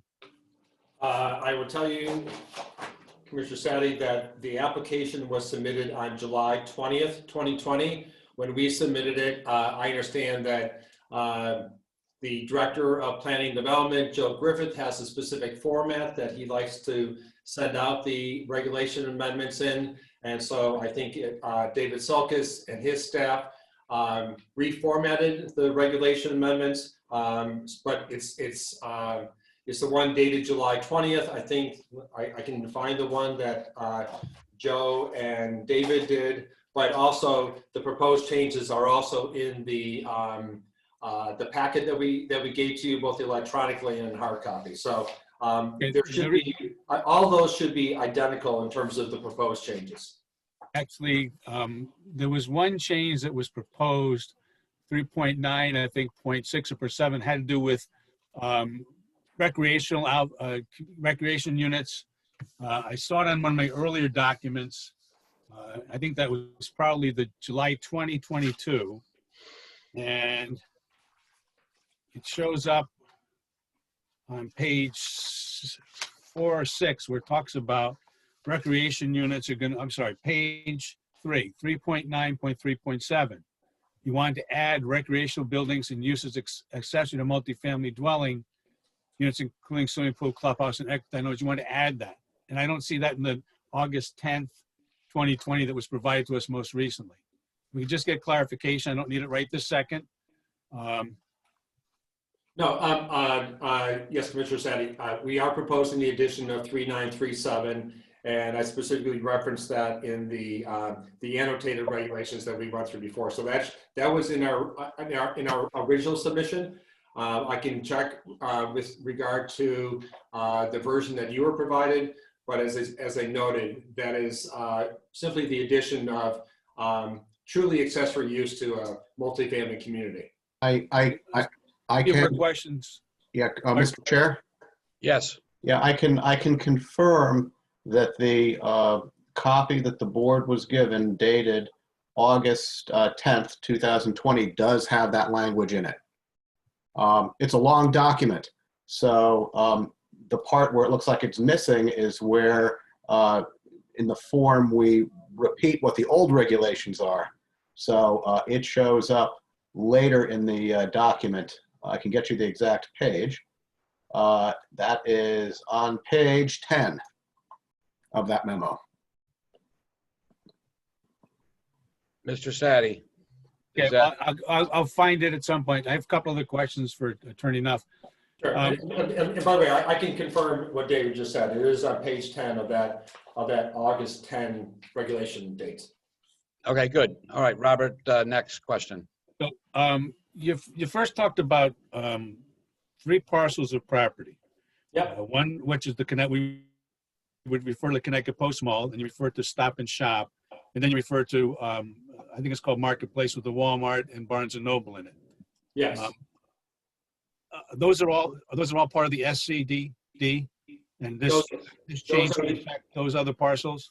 Those are the only 3 parcels that are in the SCDD zone. Yes.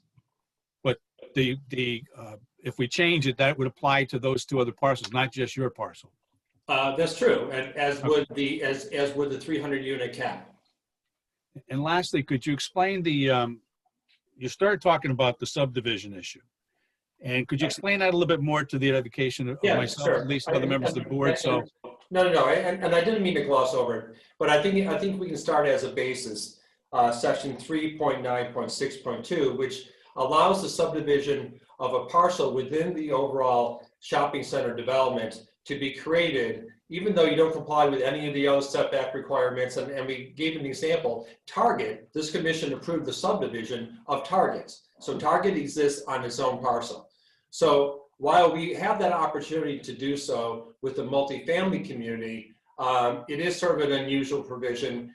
And to the extent that a bank may provide financing, or someone has to do an opinion letter at some point in the future. We want to make sure that the regulations were absolutely explicit that should a separate parcel be required for whatever reason, whether for lending purposes or a partnership arrangements, that a multifamily community could exist on its own separate parcel of 4 acres or more. So it was simply to provide absolute clarity to the marketplace and to the city. My last question. Yeah, thank you. Excuse me, Robert, I'd like to interrupt. David, do you concur with that analysis from Attorney Nuff? Or is it that this is different somehow than a subdivision? Well, there's what Attorney Nuff is saying, and he'll correct me if I misrepresent him, is right now in the regulations, we can cut out parts of the property that are less than 20 acres for specific uses, retail uses. And that's what was done when Target was put in. That's a really interesting parcel. It actually has, frontage on the post road, but it's its own parcel.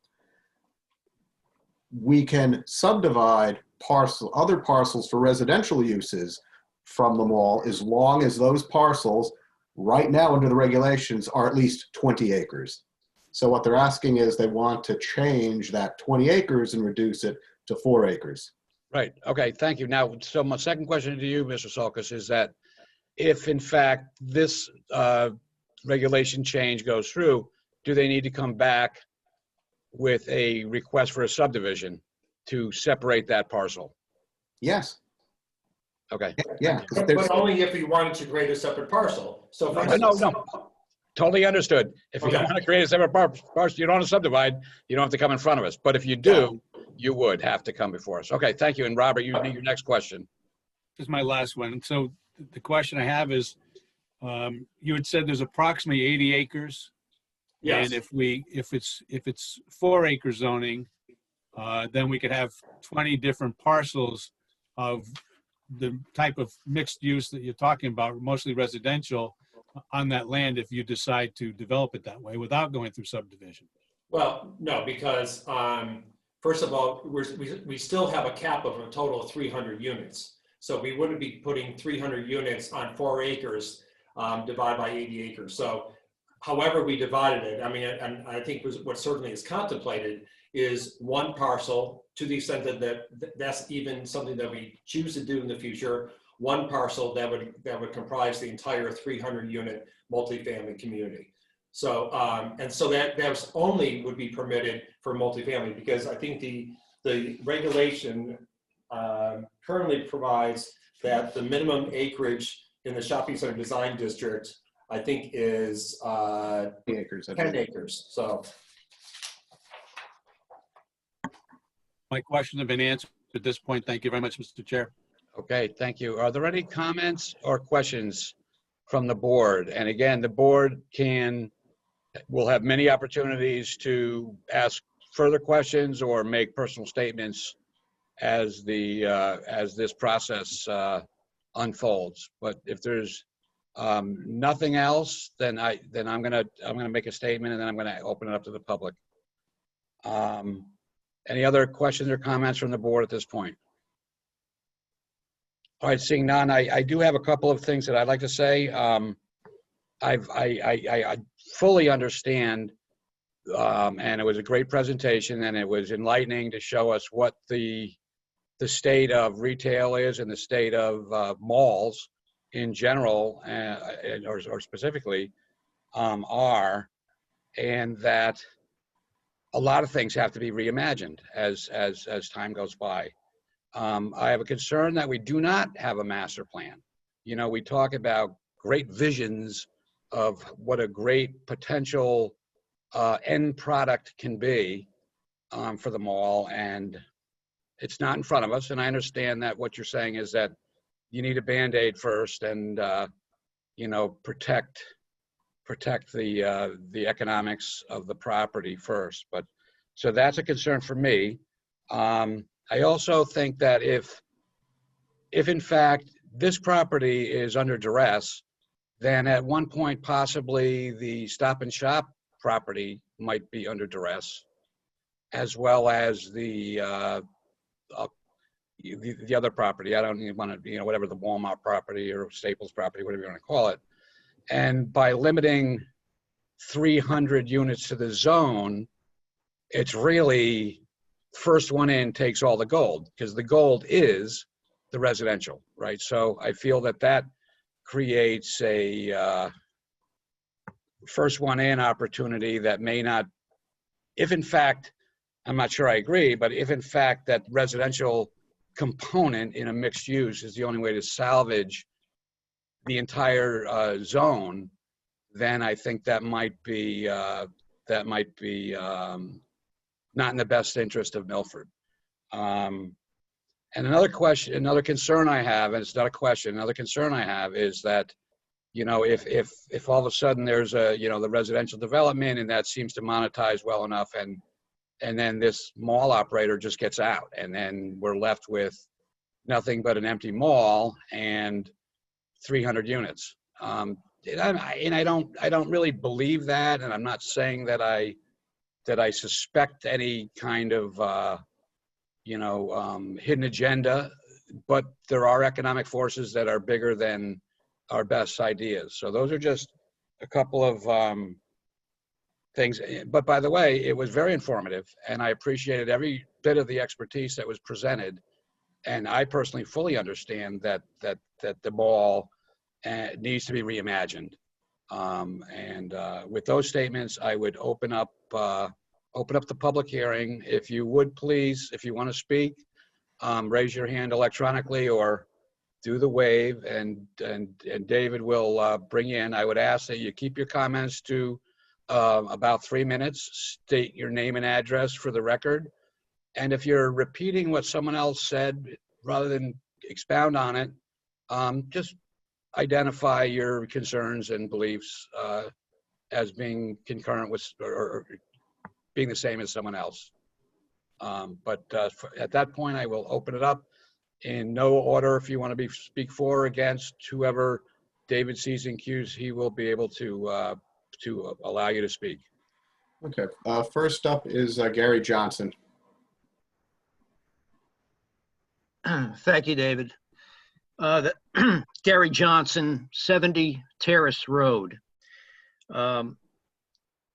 It was an excellent presentation. I really appreciated it. And I especially appreciated Steve Levin's taking us through history. I remember when it was an open air mall back around 1960. And I've seen the progression and the necessity to progress and change over the years. One area or one thing that was left out, Steve, was the major addition of Filene's along with J.C. Penney back around 1990. And it really gets to the point that I want to make in support of the project. And that is back then there was a huge gala celebration that the mall put on. And they actually ended up donating $50,000 back to Milford Hospital at the time for some much needed hospital equipment. And I bring that up because that generosity from Westfield now to Centennial has continued in the fact that the mall is very generous in giving to nonprofits in this community. United Way is certainly one of the beneficiaries. And, I can't thank them all enough. I really think that, again, this is a necessary thing that has to happen to evolve and to make sure the mall stays sustainable and grows in the future. So those are my comments, and I thank you. Okay, for the record, Gary, we need your address, your name and your address. Yeah, we know you're Gary Johnson. We need your address. I got it. I did get I it. thought I gave it. Yeah. 70 Terrace, yeah. Okay. Thank you. Yep. Okay, the next person is Dominic. That's all we have is Dominic. I'm sorry, David. Dominic Cotton, 60 Corona Drive, Milford, Connecticut. Did that come through? Yes. Sorry, I wasn't sure. I was using a telephone as well as the computer. I certainly appreciate what's been put forth to us today. I can understand going out to the mall today to go watch a movie for the first time in quite a long time. What the mall means to our community and how retail has certainly changed more so recently and over time. I guess I do see the development as being a positive thing, as this is creating a walkable community, being able to go right over to a Stop and Shop, and obviously the minimalization of causing traffic problems within our communities, as these are both have on and off exits very close by. I guess my major concern is, as I expressed in the past, is that we place maybe an affordable housing component into this, as this is an additional 300 units of housing within the Milford area. And I know that we've been adding a lot of units downtown and other areas.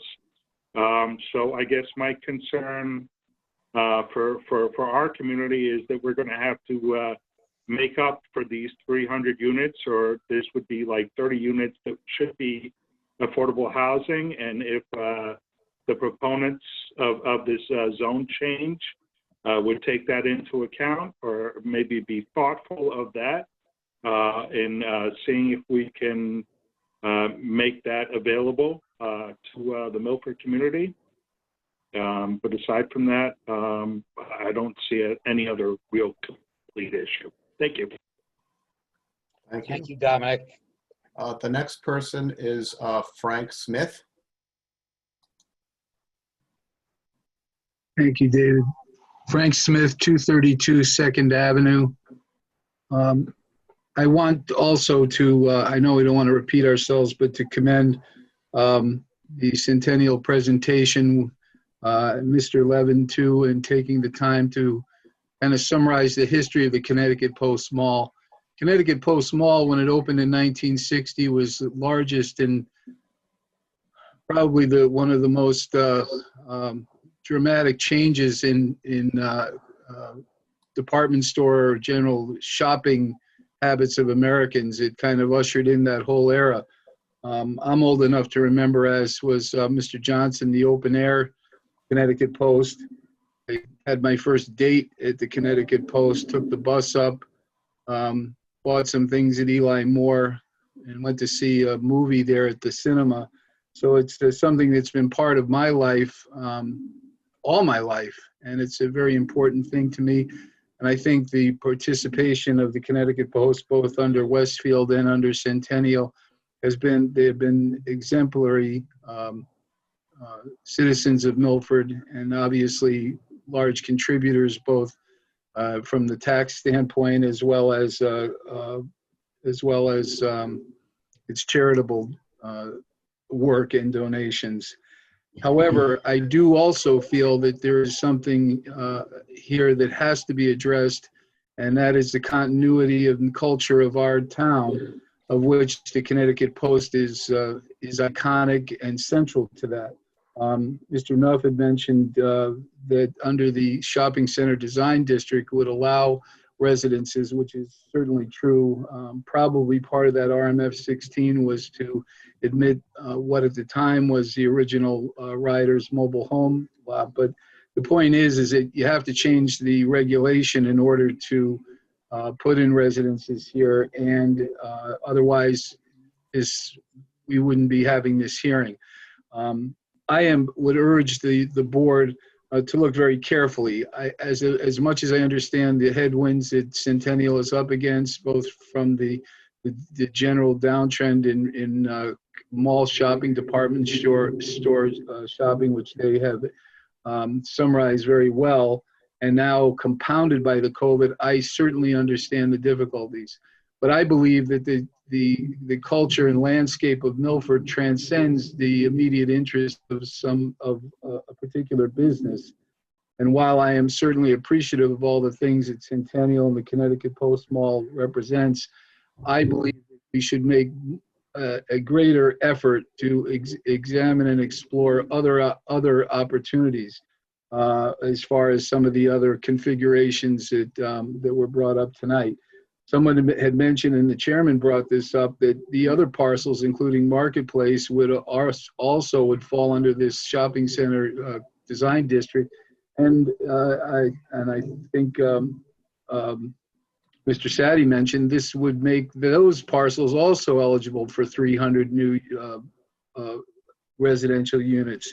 And the floodgates would be open. And what would have happened up and down the Connecticut, up and down the Post Road, I think would redouble on itself very quickly and completely transform this whole traditional commercial area that's been that since they were farmlands up in that area.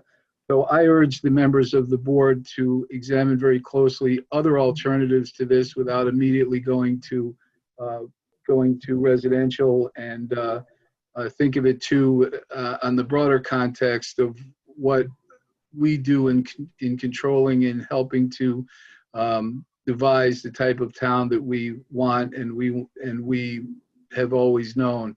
I realize there are difficulties for that type of business now, but I know Centennial is a good and reputable company and very innovative, and might be able to find other alternatives as well. Thank you, Frank. Thank you, Frank. Okay. Thank you. Next person is Kathy P. Kathy P. Oh, hi, sorry, it took me a minute to unmute. How Hi, you Kathy. doing? Kathy Paulson, 53 Park Avenue, Milford, Connecticut. Thank you. I do have a question for the board. Would this zone change only affect the SCD zone? That's yes. Okay, thank you.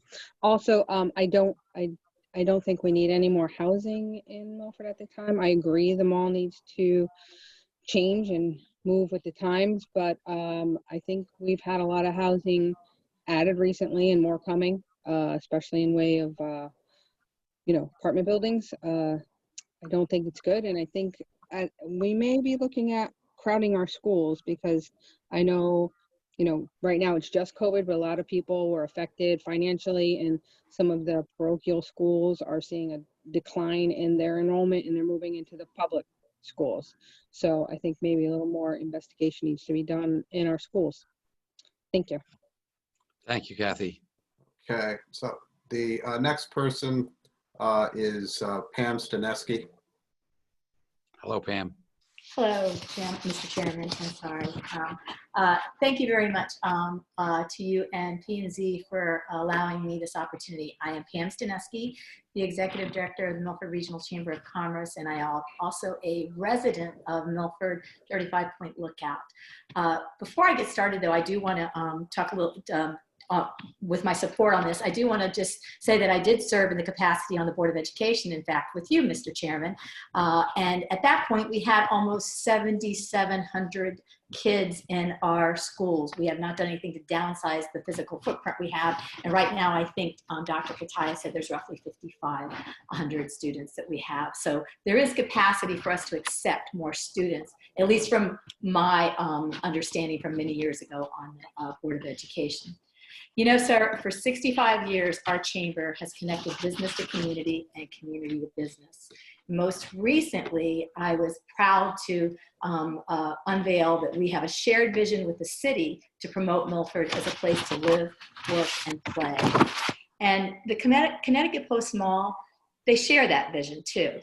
They, the mall, and their tenants have been a proven track record as great neighbors and vested partners in the city's success. And that's shown through, as Gary Johnson said, their support of the many nonprofits in our community and their commitment to business growth. And when I talk about their commitment to business growth, that chairman, Mr. Chairman, the chairman of our board has been the general manager at the Post Mall. They have been good stewards and good members of the chamber for many years. They've sponsored scholarships awarded to our, that we award to our graduating seniors. And most recently, in my tenure in this position, they have hosted for our small businesses and helped us connect with Boscovs. You know, it's nice we have Mr. Levine on here, and we said, wow, this is the owner of Centennial Real Estate, and he didn't send somebody to talk on his behalf. He came and spoke on his behalf. Ken Sturba was able to get us an audience with Jim Boscov, and he is exactly what was portrayed earlier by Mr. Levin. He is a gentleman who understands that there's a connection between big box stores and small retail, and they can learn from each other. And he actually spent time with 80 of our small businesses. 80 of our small businesses came and had breakfast with Jim Boscov one morning in September of last year to talk about that. And I love that they chose Milford, as we have another big store coming in from UK that's going to be choosing Milford and opening in November. We are the happening place for businesses, but we also know that we need to help our mall, something that a place that we've trusted for 60 years, and what they've done to pivot as times have changed. We should applaud Centennial and the Connecticut Post Mall leadership for thinking outside the box, looking at the future and addressing the challenges that other malls have ignored, much to the demise of their communities. So, we have trusted them, as I said. They are providing jobs with this, the construction jobs that they mentioned, the permanent jobs through this clear, and I think that's even gonna go on because they presented some concepts to the chamber board that makes this a multi-year, possibly a decade-long project. And so on the jobs piece, I have to applaud them. And I have much confidence that if they continue to work with stakeholders in this community, the chamber, EDC, and others to help develop what is in our plan of conservation and what fits with us, it'll result in a center that Milford will be proud to have as part of our work, live, and play portfolio. Thank you very much. Thank you, Pam. Bye-bye, sir. Okay, the next person is, their name is Rayford.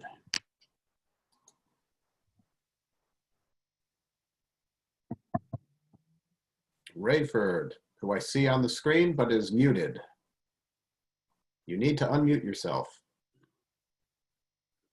Rayford, yeah, there you can unmute yourself. Can you unmute her, David? No, I can't. Rayford, can you hear me? You need to click unmute on your screen. She knows, but she can't do it. So she's, I think she's passing on her opportunity to speak at this time. Are you sure you can't find it, Rayford? You can later on, if you find it, before the end of the public hearing. Yeah, you're welcome to come. If you can figure it out, come on back. Again. We'd love to hear from you. We'd love to hear from you. Okay, so we're out of blue hands. So anyone else who would like to speak would have to wave their hand on their screen so I can see you. And I see Julie Nash would like to speak.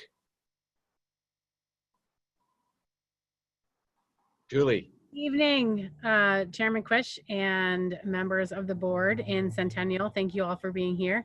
I hope everybody is safe and well.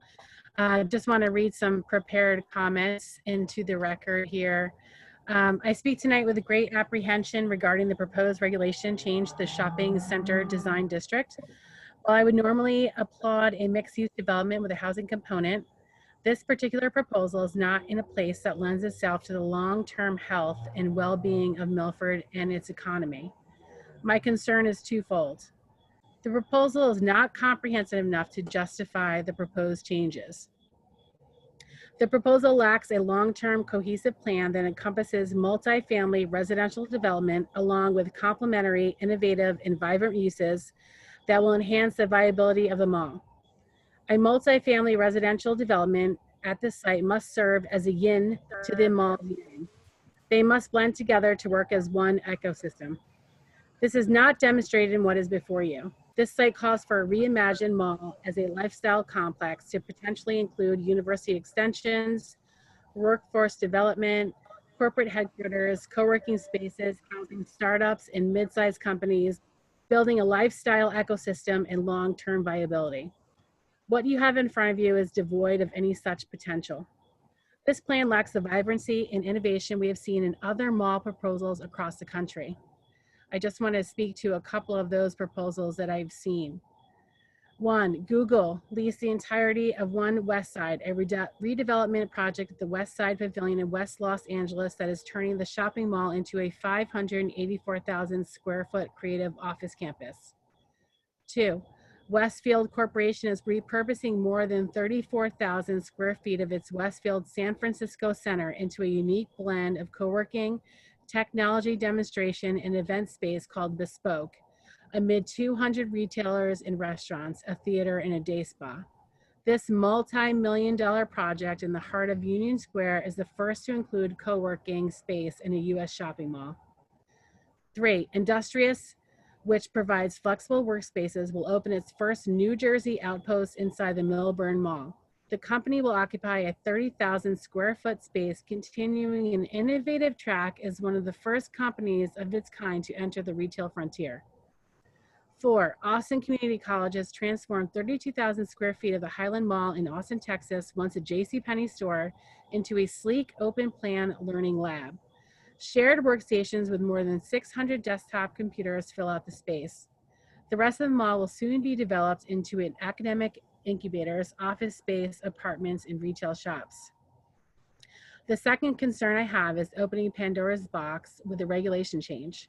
The shopping center design district encompasses several other retail plazas. This proposed change could have a domino effect on surrounding properties, which would be detrimental to the character and harmony that currently exists in our city. The applicant stated that other components of the property will need to be redeveloped in the future. As presented, the next stage is too broad and open-ended. A long-term plan should be presented that aligns with the current proposal.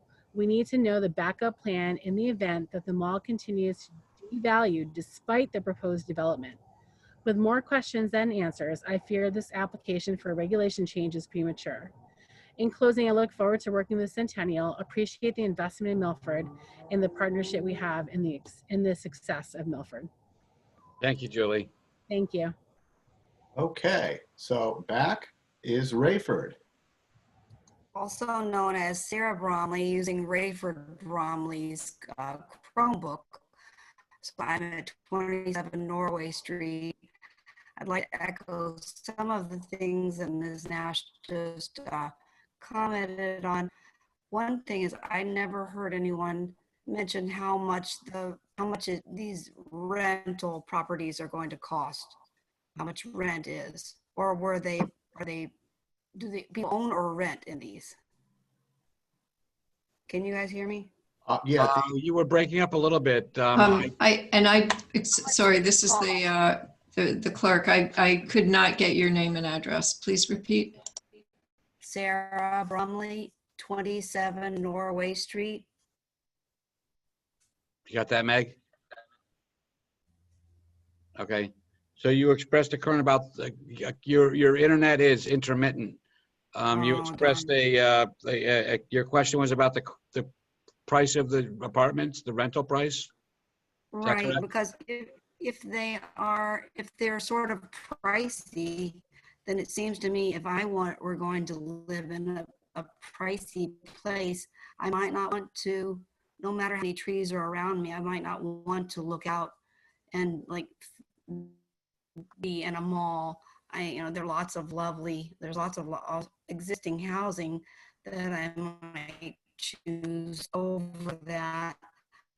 And I think that the proximity to all these stores and things, if I had a lot of money to spend on housing, was fairly expensive, I would have a car. I wouldn't really walk across to Walmart or Stop and Shop. I would drive. So that advantage wouldn't really do me much good. But for example, a community like, say, seniors, who a lot of them don't drive, for them, it would be a huge advantage. And they have bus lines and easy accessibility. It doesn't use all that wonderful parking, but anyway, I, like Ms. Nash, also looked up some other ideas about how people around the country are using malls. And I think there's some really, we want to just hit the pause button and look and see, there's some really creative things that people are doing, and take the long view and really plan this out and not just like leap into something too quickly. For example, right very near us, and I might go take a look at it sometime, in Providence, Rhode Island, there is a place, where is it called? I just had it here. It was a historic mall. I mean, ours is historic too, right? The Arcade. The Arcade in Providence, Rhode Island has this series of mini lofts along their top floor, and it could be the bottom floor too. But I think the top floor are these mini lofts. They're gorgeous. There's 4,000 people on a waiting list to get into them, and they're not super expensive, but they're small. They don't have a stove in them like many senior places, but it's like they're upscale mini lofts, and they are really, really desirable, I would think. So an idea like that, if you can just consider some things like that, just look at what other places are doing and really come up with something that can be, cutting edge for Milford and put us on the map, would be really, really exciting, I think. So thank you for all the presentation was lovely. Thank you. Thank you, Sarah. And if you would just pen down your thoughts. Now I can't hear anyone. I'm finished. Can you guys? Sarah, did can you hear me? Can you hear me? Gosh. Just shake your head if you can hear me. You didn't hear Just any of shake that? your head Now? if you can hear me. If you would put down your thoughts in an email and send it to the planning and zoning. We couldn't quite hear everything you said. We heard a lot of it, but I don't think it was fully understood. But your comments will be part of the record. So thank you for your time and thoughtfulness. Okay, so I'm going to continue searching. I see no blue hands, so I'm going to check the screen. If you would like to speak, please wave your hand so I can see you. I'm looking. I do not see anyone waving their hand. I see Mr. Levin is waving his hand. Yeah, Mr. Levin, you will have a chance for rebuttal in a moment. Is he part of the design team? I'm sorry. Yes, he is. He's the owner of the mall. Okay, I'm sorry. Yeah. Mr. Levin, you will be welcome to speak in a minute, as long as we don't have anybody else from the public. Give us a minute to make sure we are. Yeah, fully... I see nothing. I'm doing another scan of screens. If you want to speak, raise your hand. No one is waving their hand, so I would say, Mr. Chair, there is no other further speakers at the moment. So Attorney Nuff, you will take over and rebut as you wish. And Sure, Mr. Chairman. Thank you. I don't know, Mr. Chairman, whether there's any appetite for closing this evening. Certainly, I'm aware that there's only 8 members. We need a majority of the total commission. So, we can have that discussion, whether you want to close or not. But again, I don't know if there's any appetite to vote, but I think we would want to wait until you have the maximum number of commission members in attendance and everyone have the opportunity to review the entirety of the record. So I know that Stephen Levin wanted to respond. There's 1 or 2 things I just want to clarify. And I know that I tried to stress this from the beginning, is that the proposed regulation amendment is a maximum of 300 units in the entire zone. So there's no opportunity for Stop and Shop and Walmart and the mall to each locate 300 units on each of their parcels. It would be a total of 300 units in the entirety of the zone. I also want to reinforce that, as I noted at the very beginning, there are 7 different design districts in the city. CDD 1 through 5, the MCDD, and the SCDD. In those 7 districts, multifamily communities are allowed in 6 of those 7 zones. So to the extent that there was concern that we're setting a precedent or a domino effect, is just not the case. The combination of the maximum of 300 units in the shopping center design district and the fact that multifamily communities are allowed in 6 out of the 7 design districts, not to mention the other residential districts, it doesn't lead to any sort of tipping point, any sort of domino effect. It doesn't set any sort of precedent. You have the ability to approve and deny multifamily applications in each of these zones.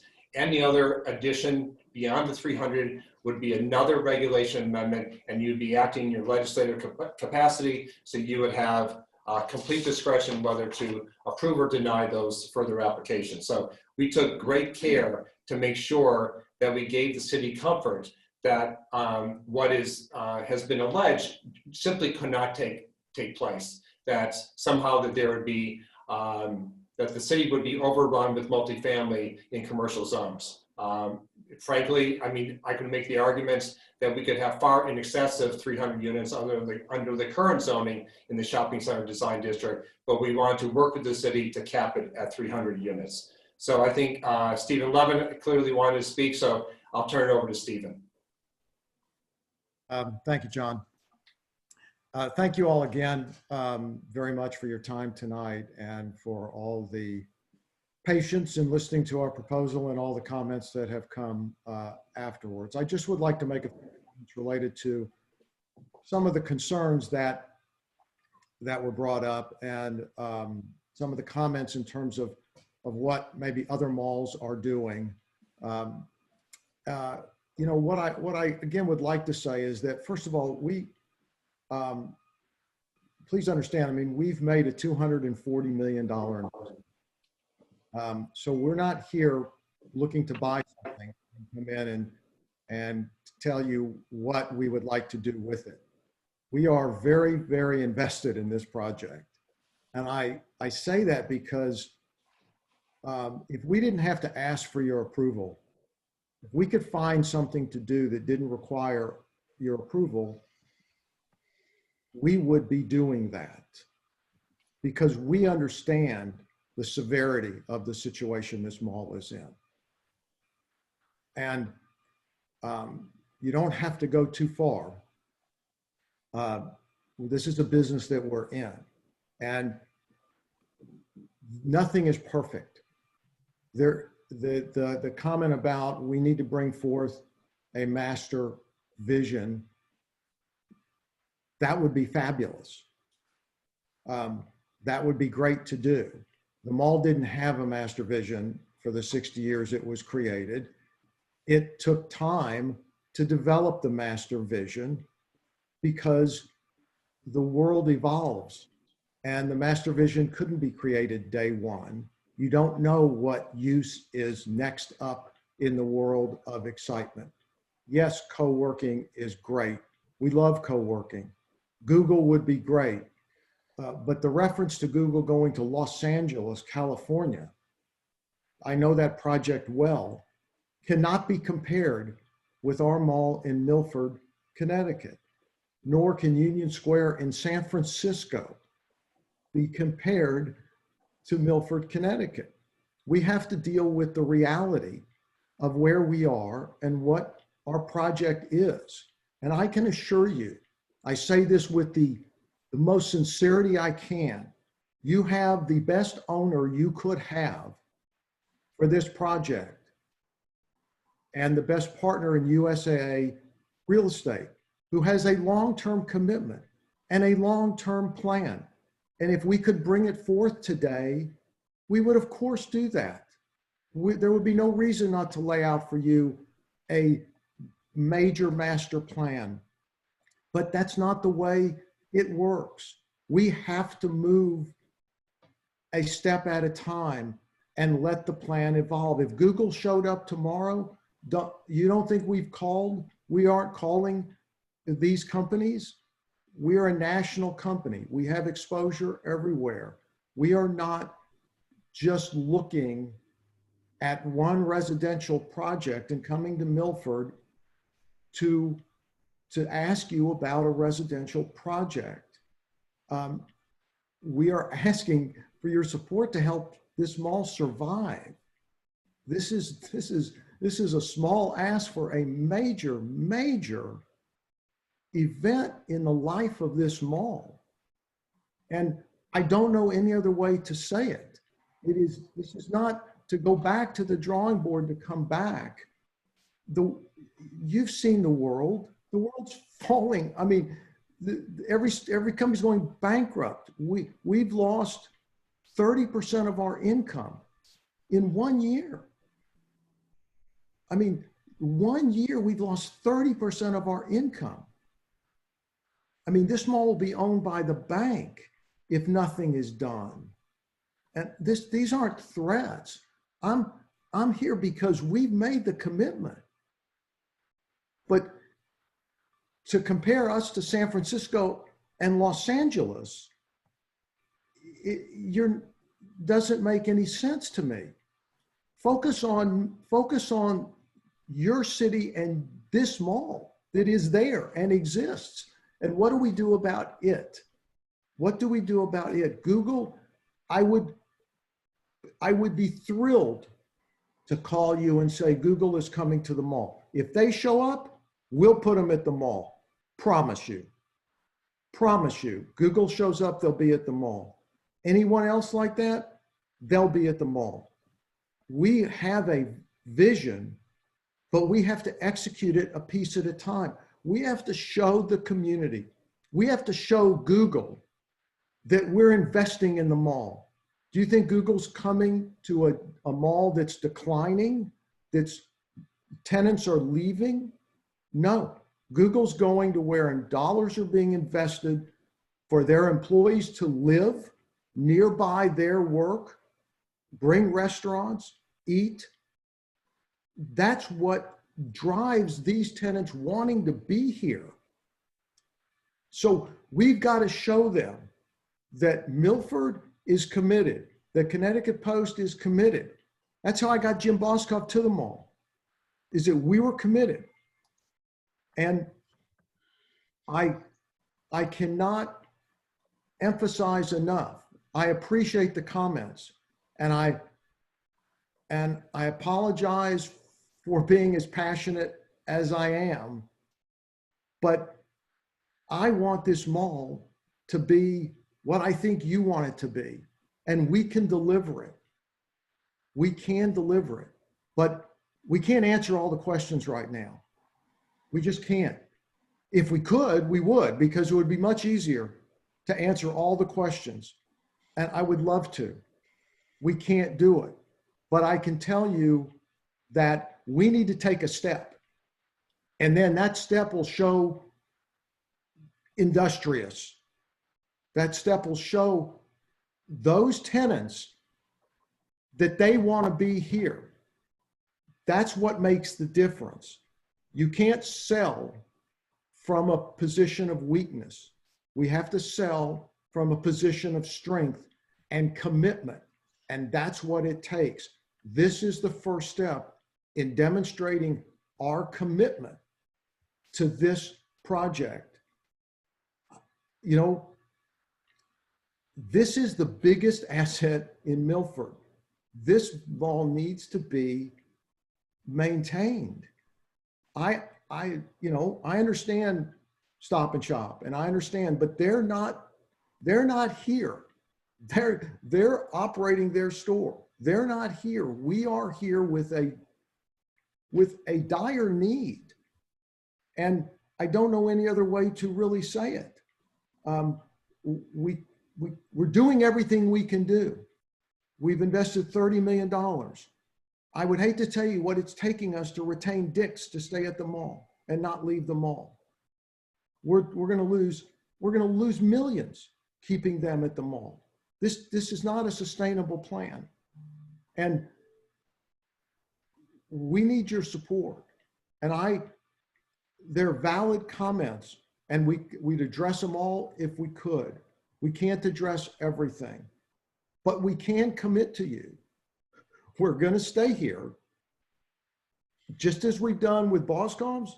just as we do with being a part of the community, just as we did with Dave & Buster's.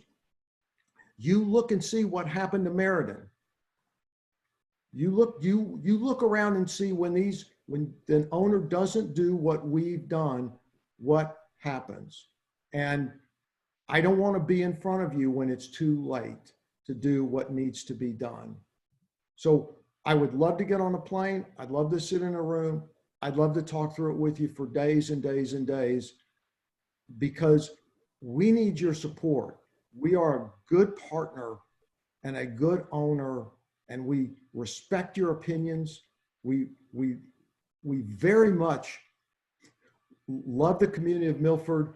We want to be a part of it for a long time, but we need you to help us. The mall needs your help.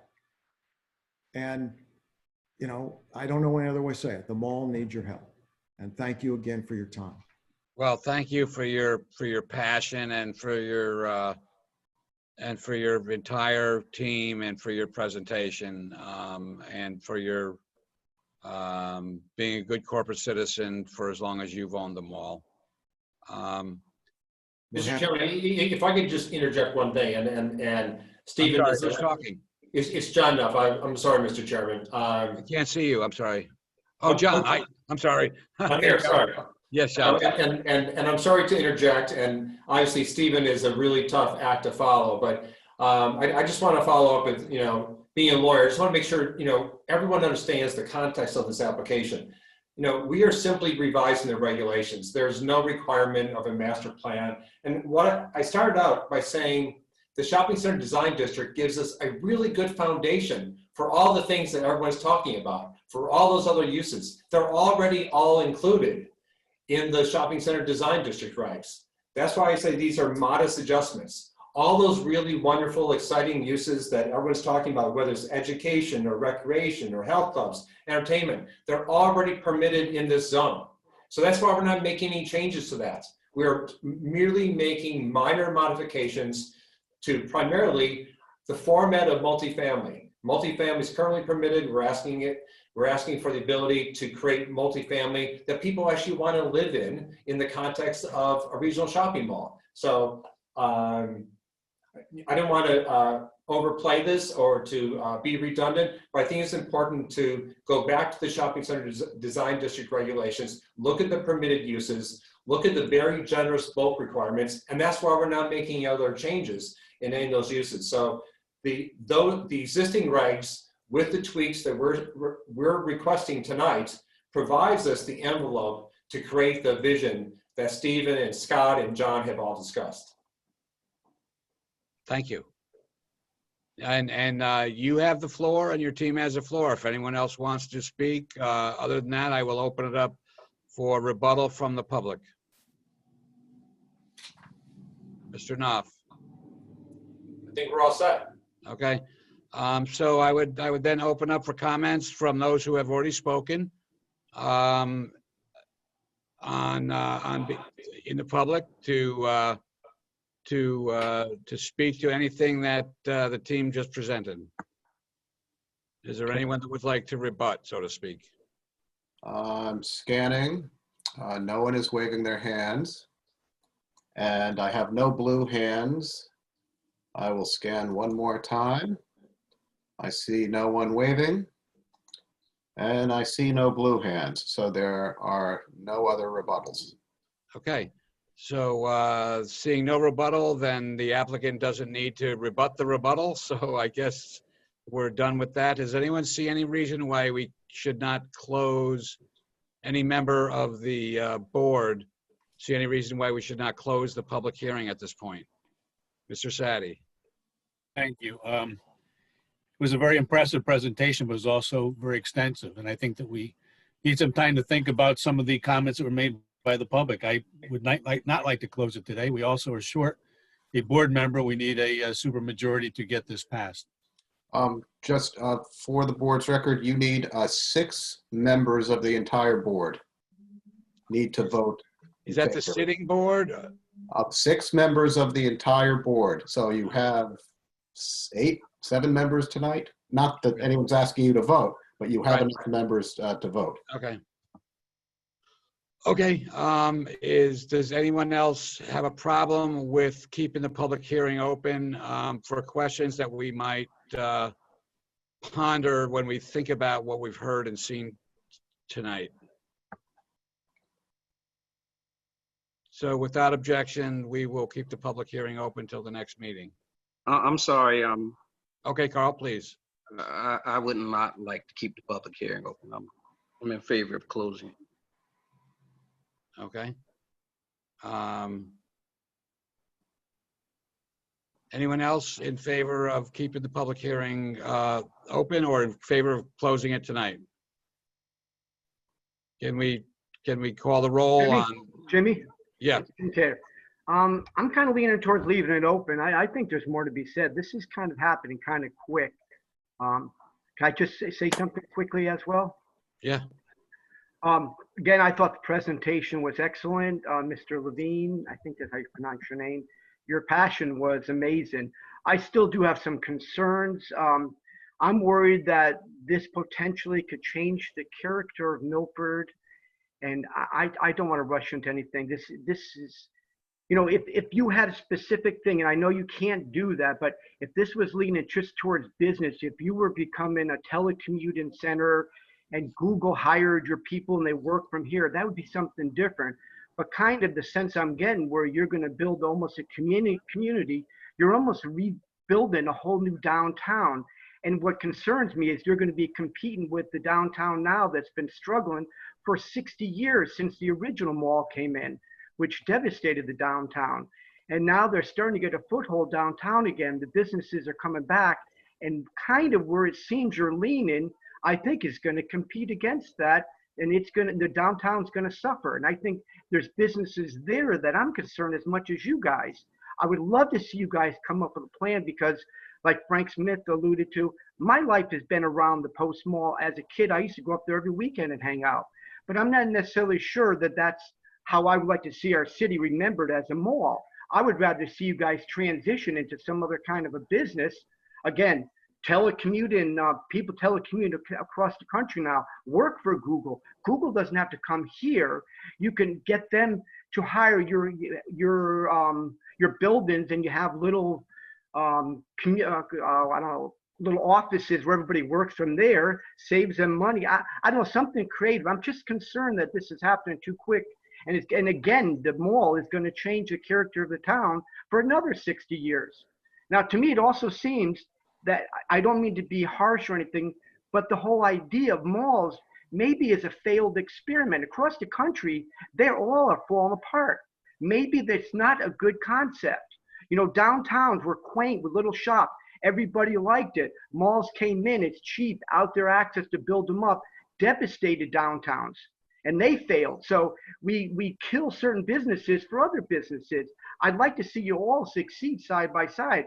But I don't want to sit there and change a zone with the chances are you might do something business oriented. But it seems to me you're going to kind of build your own little counter downtown, and it's going to compete with our downtown. So again, I love what you guys did. Don't take it the wrong way. I'm just concerned about this. So that's about my say, I guess. Well, thank you, James. Any other members of the board want to either comment or weigh in on whether we keep the public hearing open? Mr. Chairman, I'd also like to see the public hearing kept open. Okay. Mr. Chair, this is Carl again. I know I already spoke about keeping the public, not keeping it open, but having the public hearing open is not going to address all these concerns of them having a plan.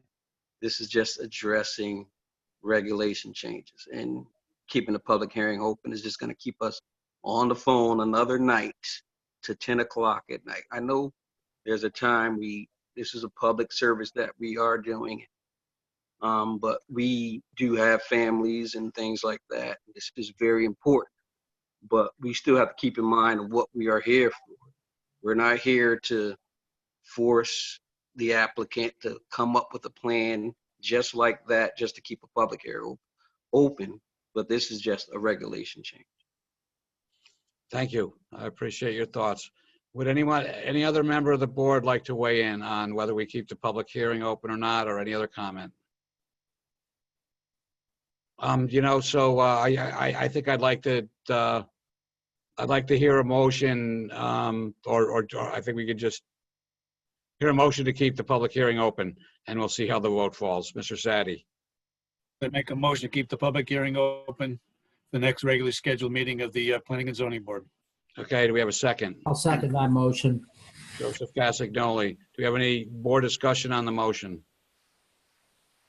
Seeing none, Meg, please call the roll. Ms. Austin, Against the motion. Mr. Castagnoli, For the motion. Mr. Cater, With the motion. Mr. Collegian. Unmute, Brian, unmute. If you can't unmute, give us a thumbs up for the motion or a thumbs down for the motion. He is He's against the motion. Against the motion. Mr. Mortimer, For the motion. Mr. Moore, Against the motion. Mr. Sadi, For the motion. and Chairman Quish. I'm with the motion.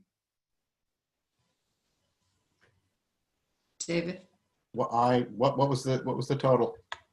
I was hoping you, I thought I you was were taking calling the it. total. You have your magic cheat sheet.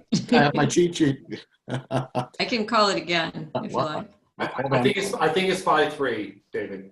Yeah, I have against. I have a I think it 4. was Carl, Nancy, and Brian against. Right. I'm just double looking. Yeah, hold on. Against. Mortimer 4. Savvy 4. Quish 4.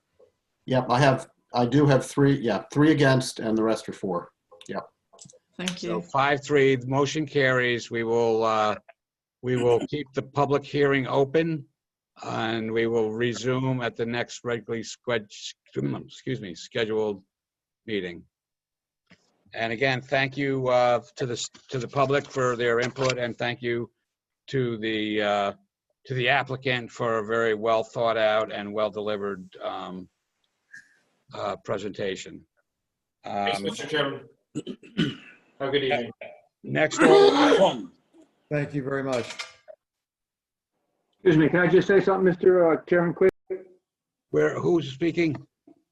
John Mortimer? Yes, John. Yeah, I just want to say, I think this is something that really obviously needs to be considered very carefully, and I think that it's important that something be done. And I love the idea in general. It just needs to be fleshed out a little more. And I realize it can't really be done at this point in time, but I just wanted to be on record. This is something we really need to look at. This is a big problem, and we need to confront it. So, well, thank you, John. Thank you, John. And Mr. Quish, if I can speak again, I'm just still concerned what we are expecting from keeping this public hearing open again. What is the board who in favor of it? What are their expectations from the client? Yeah, I think that I think that they maybe want some time to consider everything they heard and maybe ask a question. At any rate, we've had the vote, and it will be on the next meeting. So we can ask those questions next week as well. Next meeting, not next week. Sorry. Okay, so next order of business is 328 Meadowside Road, Zone R12. Petition of Thomas Lynch Esquire to convert 4 of 12 one-bedroom units into 2-bedroom units approved under CGS 830G on map 26, block 263, parcel 16, of which 328 Meadowside LLC is the owner. Good evening, Mr. Chairman, members of the board. I assume you can hear me, right? Yes. All right. My speaker is a little different because I'm speaking to you from my home rather than from my office, so I want to make sure the laptop was working. Just for the record, Thomas Lynch, my law office is located 63 Cherry Street here in Milford, and I'm representing 328 Meadowside Road LLC and its managers, Buddy and Chris Field, the owners of the property at 328 Meadowside. So we came before the board back in February of 2018. The board approved an application submitted at that time by my clients for a 12-unit multifamily residential development on this property. It was presented to you in accordance with the provisions of the Connecticut Affordable Housing Act, Section 830G of our Connecticut statutes. And very simply, we're before you with a straightforward request. The 4 affordable units, they're actually the middle units of each of the 4 buildings, units B, E, H, and K. Because of marketing needs, Buddy and Chris are finding that a lot of the folks that are coming in looking for the affordable rate apartments are single parents with young kids, and all of the units were approved as 1-bedroom units with dens.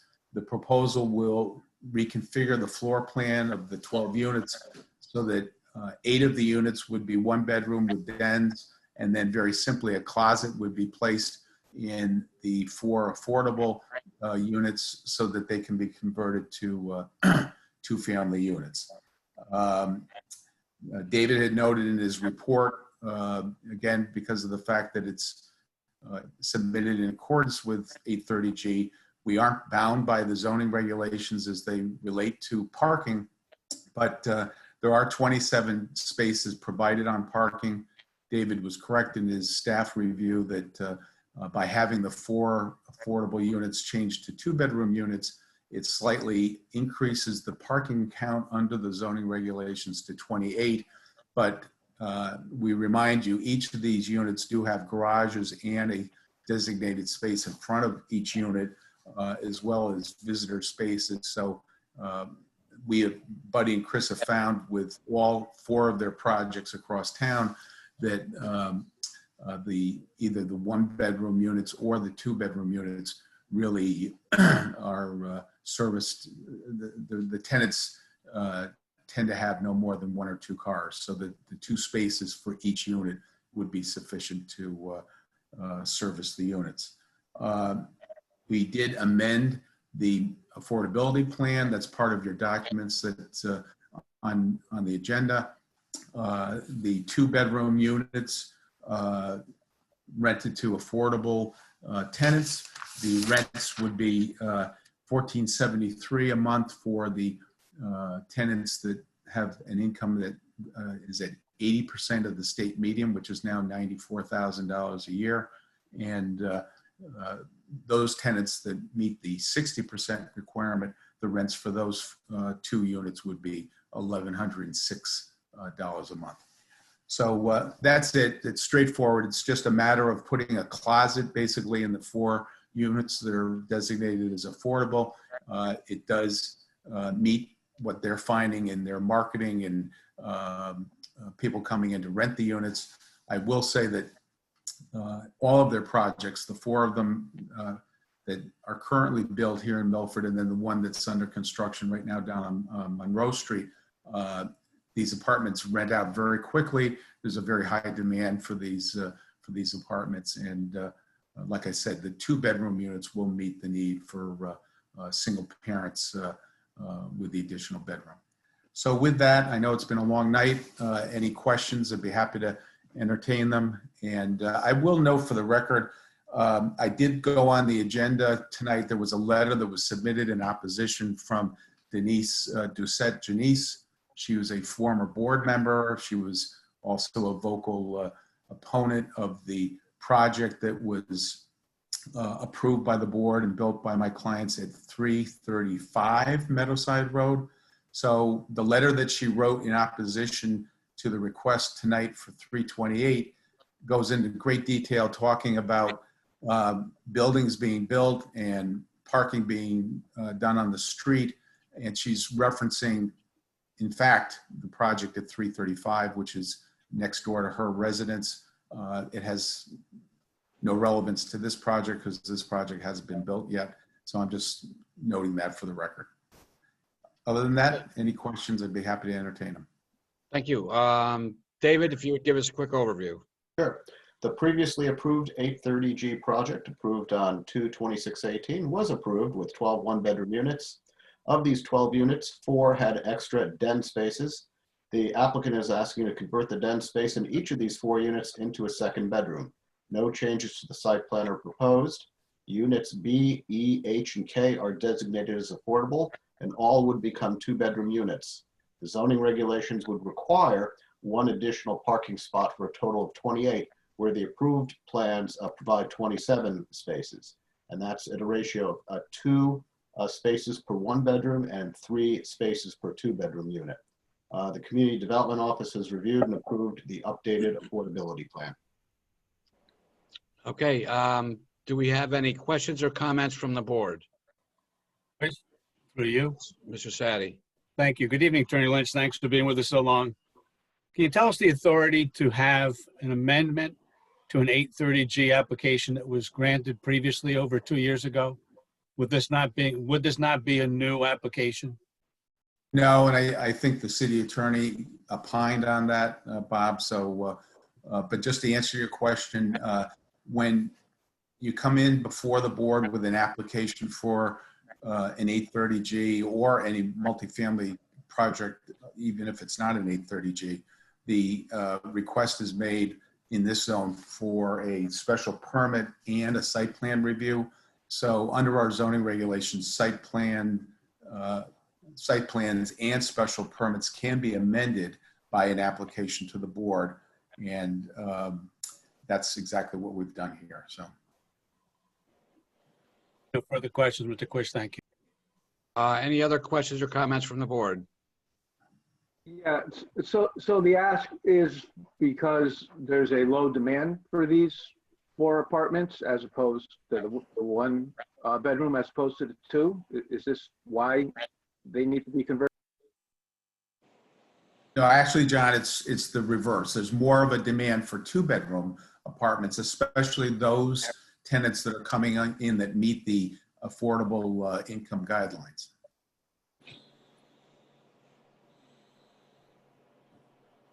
Okay, any other questions or comments from the board? Who's that?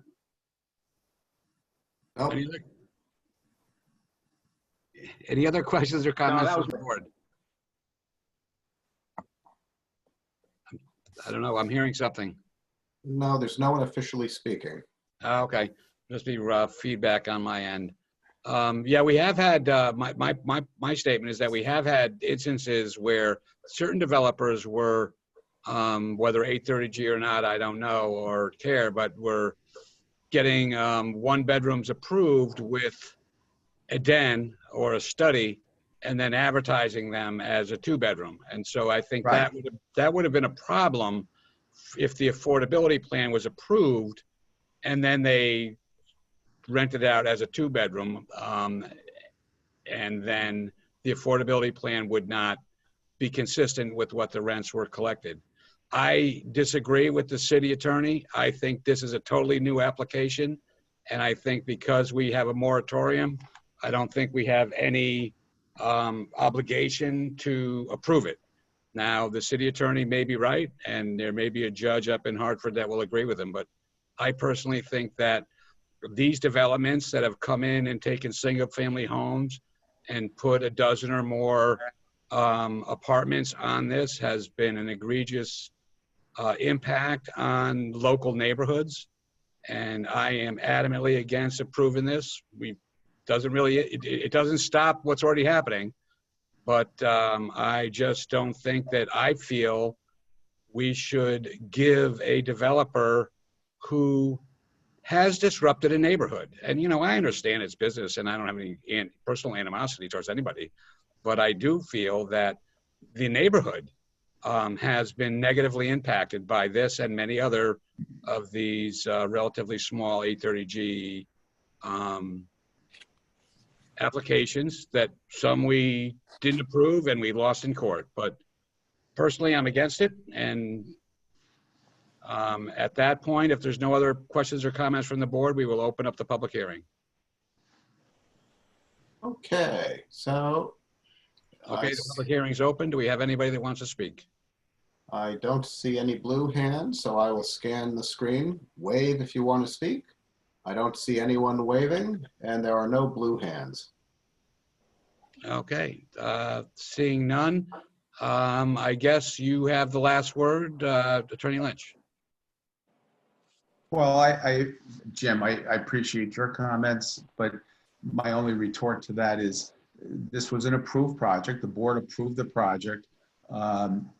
Your initial comment talked about other builders just turning the den into a bedroom and renting it out as a 2-bedroom. I mean, my client, in good faith, is coming before the board asking to do it the right way. He's doing it the right way. So, you know, and I know your position on the affordable projects, and I appreciate that. But on the other hand, this is an approved project.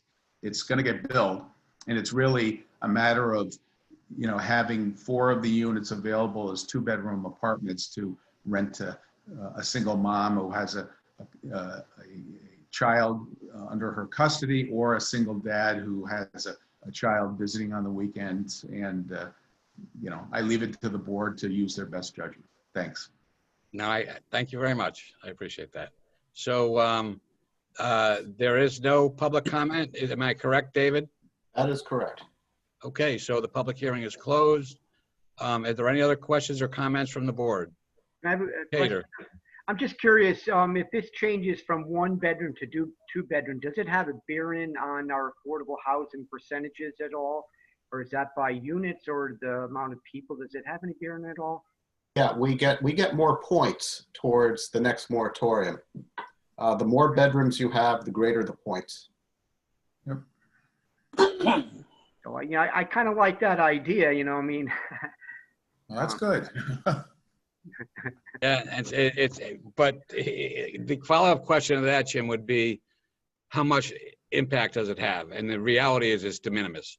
It doesn't represent 0.1% of where we got to be, but it's in the right direction. I understand that it's more points, so more points is more. Will it have any effect on future developments? I would argue no, none, absolutely zero. Well, when I say a point. Yeah, when I say points, I'm not talking about reaching that great 10%. No, I understand that, David. It's more points, and the system is points, and it's de minimis in my mind. But you can say it's different. Yeah, and I hear you do, Jim, and I understand your point too. But I kind of like what Tom said. At least they're out front about it. I mean, you know, they could have not said anything. You know, I mean. So, I don't know. Been in violation, but anyway, yeah. Mr. Chairman. Yep. Tom, would this change the amount of affordable rent that could be charged when it's a 2-bedroom is approved? Well, yeah, Joe, if it switches from 1-bedroom to 2, the additional rent is maybe $150 a month on each of these. Yep. And that would be the official rent. So the official rent would go up by 150. Even if he rented it as a 2-bedroom, if this were not approved, he would only be able to charge a 1-bedroom affordable rent. No, the other units are all going to be 1-bedroom. So right, they can be rented at market rent, and the market rent right now over there is close to $2,000 a month. So the 2-bedroom. The 4 units that are going to be rented as 2-bedroom units, 2 of them are going to be rented to people who meet the 80% income figure. And like I said, that's going to be $1,473 a month that would be rented for. The other 2 would be to tenants at 60%, and that rent would be $1,100. Now, if those units remained as 1-bedroom units, right, they would be $1,250 and $1,001. So one of them is going to be about $200 a month more. The other one would be about $100 a month more. So all 4 of the units, Tom, are going to be part of the affordable 30%? Yes. Yeah. Okay. Okay, So, questions? so Comments? is that, yeah, that's 8 2-bedroom and 4 1-bedroom, or the reverse? No, 8 1-bedroom and 4 2-bedroom. Okay, all right. And the 4 2-bedrooms are going to be rented to affordable income tenants.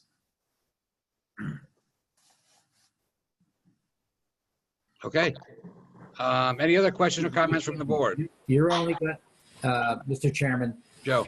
Tom, you're only going to convert 4 of the apartments into 2, correct? Correct. Okay. Correct. Yep. So we're only talking. Because those are the only ones that had a study anyway. Right. Right. Is that correct, Tom? Yes. Yeah. So we're taking 4 and we're converting them to 2 2-bedroom. Okay. Thank you. No, Joe. Joe, there were 4 units that showed 1 bedroom and a study. Right. All those are going to be now calculated as 2-bedroom units. Right. And 2 will be at 80% and 2 will be at 60%. We're not eliminating any units. We're adding 4 bedrooms to the complex. Okay. So in other words, it's still going to be 4 units, but they're going to be officially 2-bedroom units. Right. So we're adding 4 units. Okay. 4 beds, bedrooms to the complex. Official. Okay. Any other questions or comments? No public interest. Then we'll close the public hearing and I would ask for a motion. I would ask for the motion in the affirmative and we'll see how that passes. Mr. Cater. Okay, now just one other quick thing. Did we want to put about the added car space? Did I remember that earlier on? We were saying. You can make the motion any way you want. David? I don't know if they'll accept it, but I don't think they want to add. I don't think they want to add the extra unit. Yeah, there's no space to add another car space. Okay, all right. So let me just do this here. Okay, I move to approve as presented the petition of Thomas Lynch, Esquire, to convert 4 of 12 1-bedroom units into 2-bedroom units approved under CGS 830G on map 26, block 263, parcel 16, of which 328 Meadowside LLC is the owner. We have a motion. Do we have a second? I second. We have a motion and a second. Do we have any other further comment, David? I think it's coming from you. Hold on. Somebody's on mute. Yeah, Mr. Chair, hold on. I'm going to mute everyone.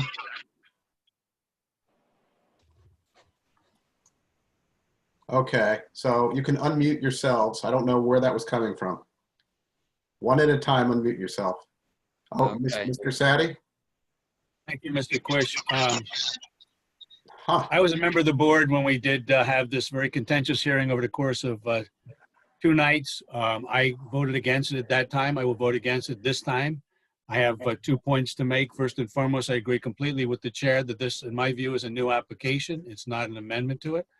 And respectfully, Attorney Lynch, I take umbrance with your comments about Denise Doucette.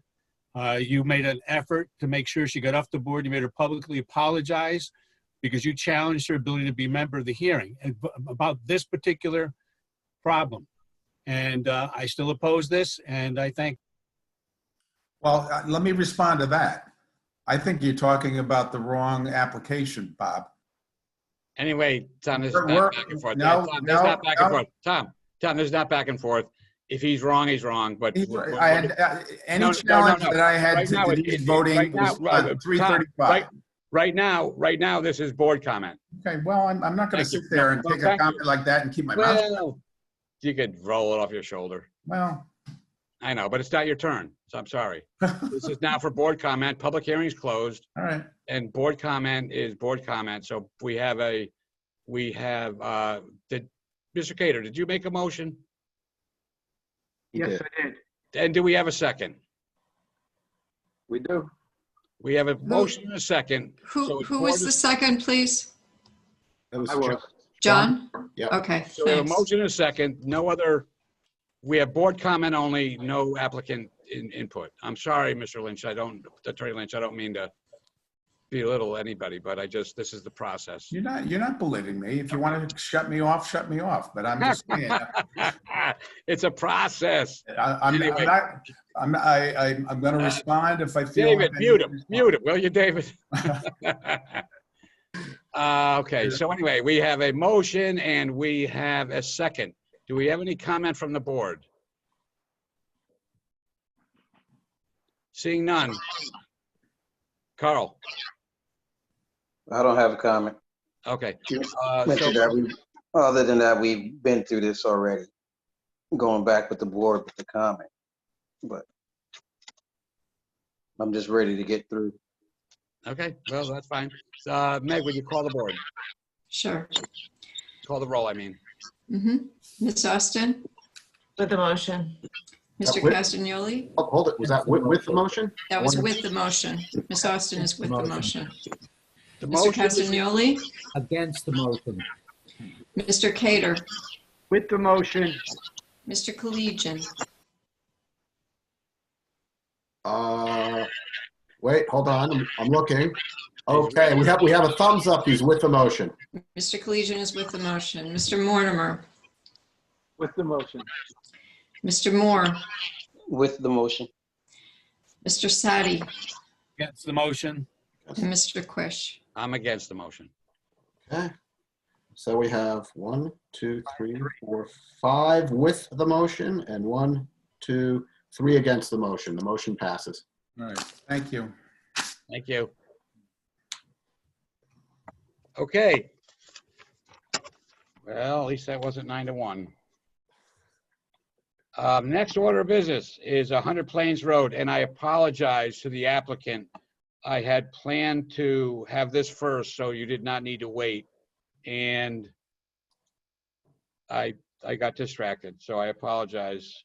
But so 100 Plains Road, Zone CDD1, petition of Eric Orzo for an amendment to the special permit and site plan review to revise a board-approved landscape plan, map 053, block 302, lots 83, 84, and 88A, and map 403, block 304, parcel 80, which Lexmar Realty LLC is the owner. I would give this to the applicant. Good evening, Mr. Quish, Chairman, board members. My name is Carter Mario. I will be speaking on behalf of Lexmar Realty LLC, of which I am the sole member of. My address is 100 Plains Road, which also coincidentally houses my office that we just built. So I would like to say that unfortunately, I'm not going to spend, or fortunately, I'm not going to spend 3 hours and 10 minutes. I'm going to be on the other side of the coin, and it's going to be a relatively quick and hopefully painless presentation. So we built this building over the last year or so, and as you all know, with the COVID hitting us, it made it very difficult on a lot of different levels, and I had to maintain a business, and I also successfully completed a project that I think is a success. I'm very proud of it. By way of history, I've lived in Milford for 60 years. Since 1960. I've been in business here since 1989. I have a daughter, soon to be licensed, that is going to be working in the firm. I have a son currently licensed as a lawyer working in the firm. And I have a son-in-law who's licensed working in the firm. I share that with you because I'm not going anywhere. This is my building. This is my project. This is where I earn a living. And we made some changes during the building process that I felt reflected better the end product. There are 711 plants that we did not plant, and there's a reason for that. I didn't like what the original landscape architect proposed, and when I realized it, we made some changes. What we did not do was we did not go back to the board and say we're not putting in 15 petunias. Do we have your permission? I thought what we were doing was the right thing. I'm proud of what we did. It's what I want. It reflects my business. It reflects who I am. It's a very clean structure. For those of you who haven't seen it, you should come by and look at it. I don't think you're gonna have any issue with what we did. 711 plants were not installed. 450 of those plants were small ground cover plants that come in plats. They were supposed to be installed in the front of our building in a 4-foot wide strip. It would have been extremely crowded. It would have been overgrown. It would have looked hairy. It would have looked bushy. It would have looked not consistent with the rest of the building over time.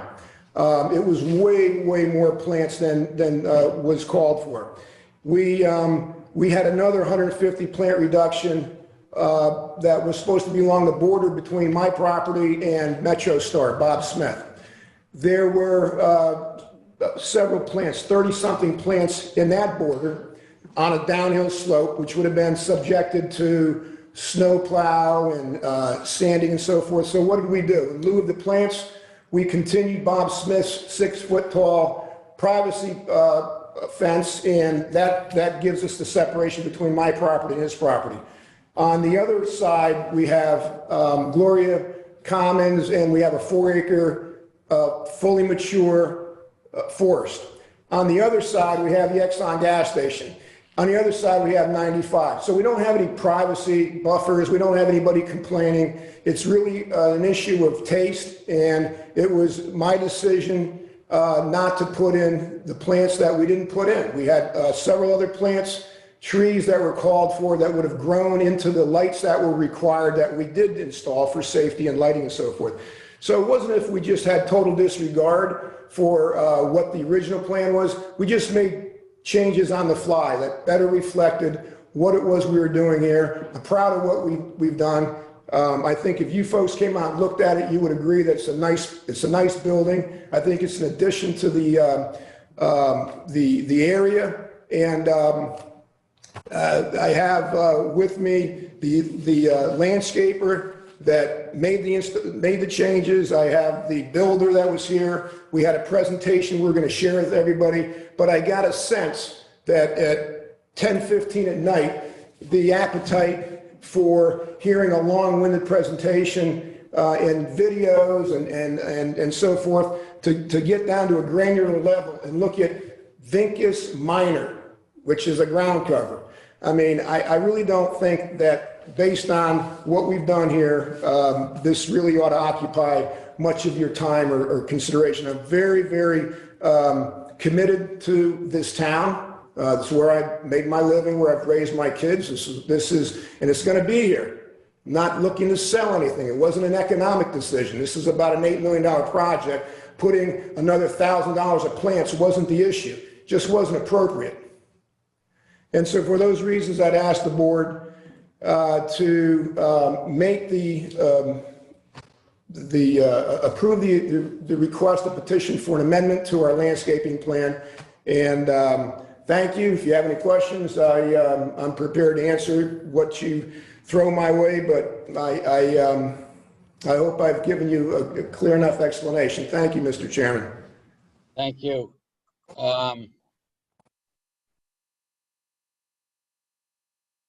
I think I just screwed up.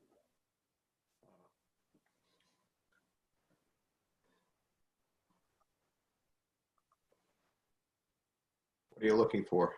Is there something wrong? I lost my connection, I think. Let me see. You're Oh, still here we here.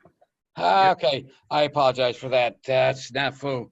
But so I appreciate your concern for the board, and I would say that your experts are here, and if there's questions, then they're there. They don't need to do the presentation. I appreciate that in terms of you know, brevity for the board and for the public.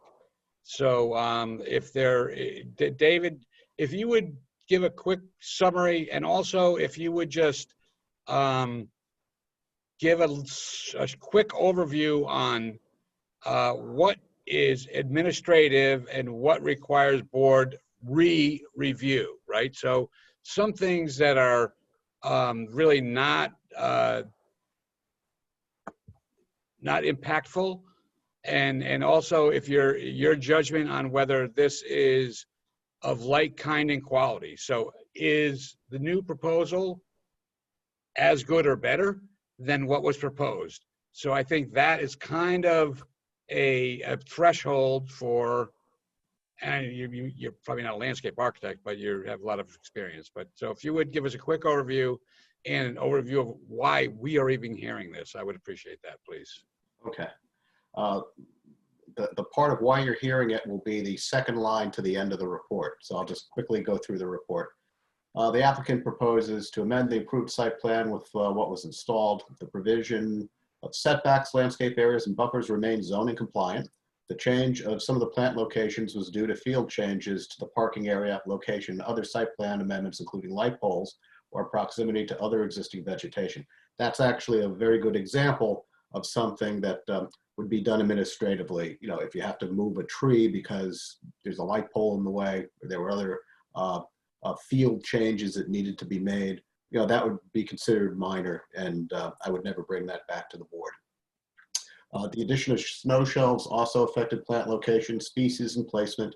Plantings are not installed around the transformer, although in their video, I think they have, since I wrote this, put in some plantings. The original plan had 31 varieties of plants on the plant list and a total of 1,059 plants to be installed. The revised as-built show 18 varieties of plants with 345 plants installed. Only 4 varieties of plants are common between the two plans, the original plan and the as-built. And I'm not going to go into those plants because Thank you. I don't know what they are, and you're welcome. But the reason why you're seeing it tonight is because there's a difference you know, from the 1,059 plants to the installed 345 plants, which is a reduction in the plants of 67.42%. So that, in my mind, triggered a visit to the board. The board can approve the amendment if it finds the new plan is compliant with the standards of section 5.14. Right.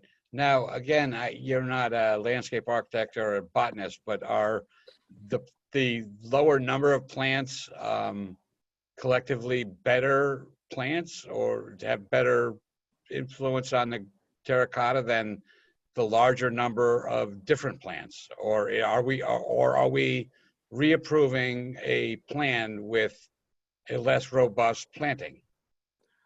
You know, I could show you pictures and, you know, but showing you what you approved versus what's there doesn't really answer your question. I would defer to the plant experts, if there are any plant experts sitting with Mr. Mario. They obviously chose what they chose for a reason. You know, Carter explained, you know, his concerns about crowding when they mature. But I can't. Okay. No, thank you. No, that's honest. I appreciate that. So then, before we open it up to further comments or questions from the board, I would ask a question to the applicant and have their landscape architect or whoever is there to describe to us or tell us why this is equal or better than what we approved. Thank you, Mr. Chairman. Before Eric Orzel responds, I do want to say that there was a big chunk of the 711 plant reduction that was contained in the very front and the side of our building in small planting areas. Eric will give you the dimensions, the square foot. I mean, it's exceedingly over designed, and it would not make any sense. Nobody on this board would do that in their house, and you wouldn't do it on your building because it didn't make any sense. We had a bunch of plants that were supposed to go around our dumpster, 3 sides around the dumpster, and that contained how many plants? 17 or 19 plants around the dumpster, which would have been a 3-sided vegetative barrier around our dumpster. The dumpster is approached from straight in from the front of our building. The dumpster truck comes right in, and he would lift the dumpster up, and he would dump the stuff, and he would leave. So the front of this dumpster had to be open. So the original plan made no sense to me. When I saw it, I said, we're not doing that. The whole reason to cover the dumpster is to cover an ugly dumpster. So what did we do? We built a very nice custom enclosure that matches the fence between my property and Bob Smith's. So we took away some plants and we put a nice, and if you saw it, you'd say that's perfect because you can't see the dumpster. The doors open up, they come in, they leave, and they shut it. We had 2 administrative amendments for retaining walls that are no longer there. And the retaining walls were going to be supported by a bunch of plants. We don't have them anymore. We came to you guys and you said, that's all right. Well, we don't have the need for those plants anymore. That was another 150 plants. So we can go from a 711 down to a small number. And to answer your question, every single plant that we put in here is a sustainable plant. It's bigger than what was called for when we made a change. We went from a pin oak to a maple tree because pin oaks are nasty. I lived in Woodbridge for years and they're terrible trees. They drop acorns over the place. You get squirrels inundating your place. I didn't want a pin oak, so I'm not putting a pin oak there. We put a maple tree. So I can go on and address every single change we made. If you want an absolute horticulture or botanical explanation, if you guys want to go until 12 o'clock, then I like Mr. Sadie and Lynch and Collegian, you know, I'm used to talking. I can go on for a long time if that's what you want to do. This is not a complicated thing. I listened to them all. You guys got an issue there. You got a lot of stuff to talk about. I hear about the Carter, right? please. Let's keep it on this. We don't need No, to I'm go just to the mall saying, again. We don't need to go to the mall again. We're talking about the plants. Are you giving us better than what was approved or less than what was approved? That's the qualitative judgment that I think we have. If in fact you're giving us less but better, it's a good thing. If you're giving us less and not quite as good, then it's not a good thing. But it has nothing to do with the mall and another. Right. Yeah, I know. It's I nothing to do with what time of day it is. It's really be specific to the plants that are on your property and what was approved. Are you giving us more and better in some qualitative way? If not, then you're giving us less, and that's not what we approved. We are, my answer to that is, of course it's better. I wouldn't have done it this way if I thought it was less. There was not a concern for budget. It was concern solely for sustainability, where the snow plow is going to dump the snow, where the salt is going to go and impact the ground cover plants, where we moved the bump out that no longer exists. Everything that we did was made, it was a considered move. It wasn't done to save money. It wasn't done for any other reason other than it better reflected the entire job. It's what I wanted to do in terms of making it look right. It looks better. What we ended up is much better than what was on the plan. We did sod on the road from Plains Road in, as far as you can see. It's brand new grass. The entrance is very clean. It's consistent with the plan that was approved. The changes that we made were the ones I just told you around the dumpster, the fence, the missing retaining walls. What we put in here was better, bigger caliper, bigger stock than what was on the plan. So to answer your question, I think what we did is much better than the original plan. That was the question I asked. Thank you. All right. All right. So we have any questions or comments from the board?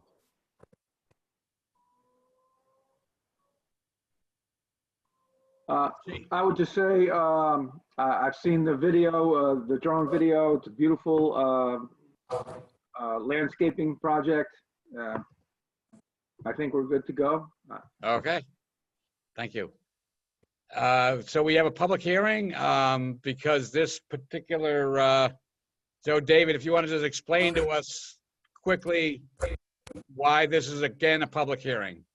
Because it's an amendment to a special permit and site plan review. So if there's an amendment. And that was a public hearing to begin with, so now it's a public hearing. Exactly. Gotcha. Okay, so it's a public hearing. If anyone is in public would like to speak to this issue, you're welcome to speak. I'm looking. I see no blue hands. I see Catherine. And I see one waving hand from, it says Catherine Ballou. Hello, Catherine. Not Catherine, it's Ryan Ballou. That happens to be my wife. All right, say your name and address for the board. Thank you for the record, please. Thank you. Ryan Ballou, 45 Janet Street, Milford. I would just like to say I'm an employee of Carter Mario. I was born and raised in Milford. After college, Carter took a chance on me and hired me to work in his firm 20 years ago. He encouraged me to go to law school, which I eventually did. I became a lawyer. I wound up working for his firm again as a lawyer. I'm currently still a lawyer working for his firm. The building that he has built in this town is absolutely beautiful. What he has done for this community is absolutely tremendous. I can tell you, for working for him for several years, he's a mentor. I respect him very well. I think of him as a big brother. And the fact that we're here over some plants on a gorgeous property that was an eyesore, that was a gravel pit on Plains Road, and what he has developed this into, and what he has done in terms of creating jobs in our community, in terms of helping people in our community, in terms of the community service that he does for our community. And we're talking about different varieties of plants, or the amount of plants based on the engineering construction that happens and the contingencies that happen during construction, where you have retaining walls.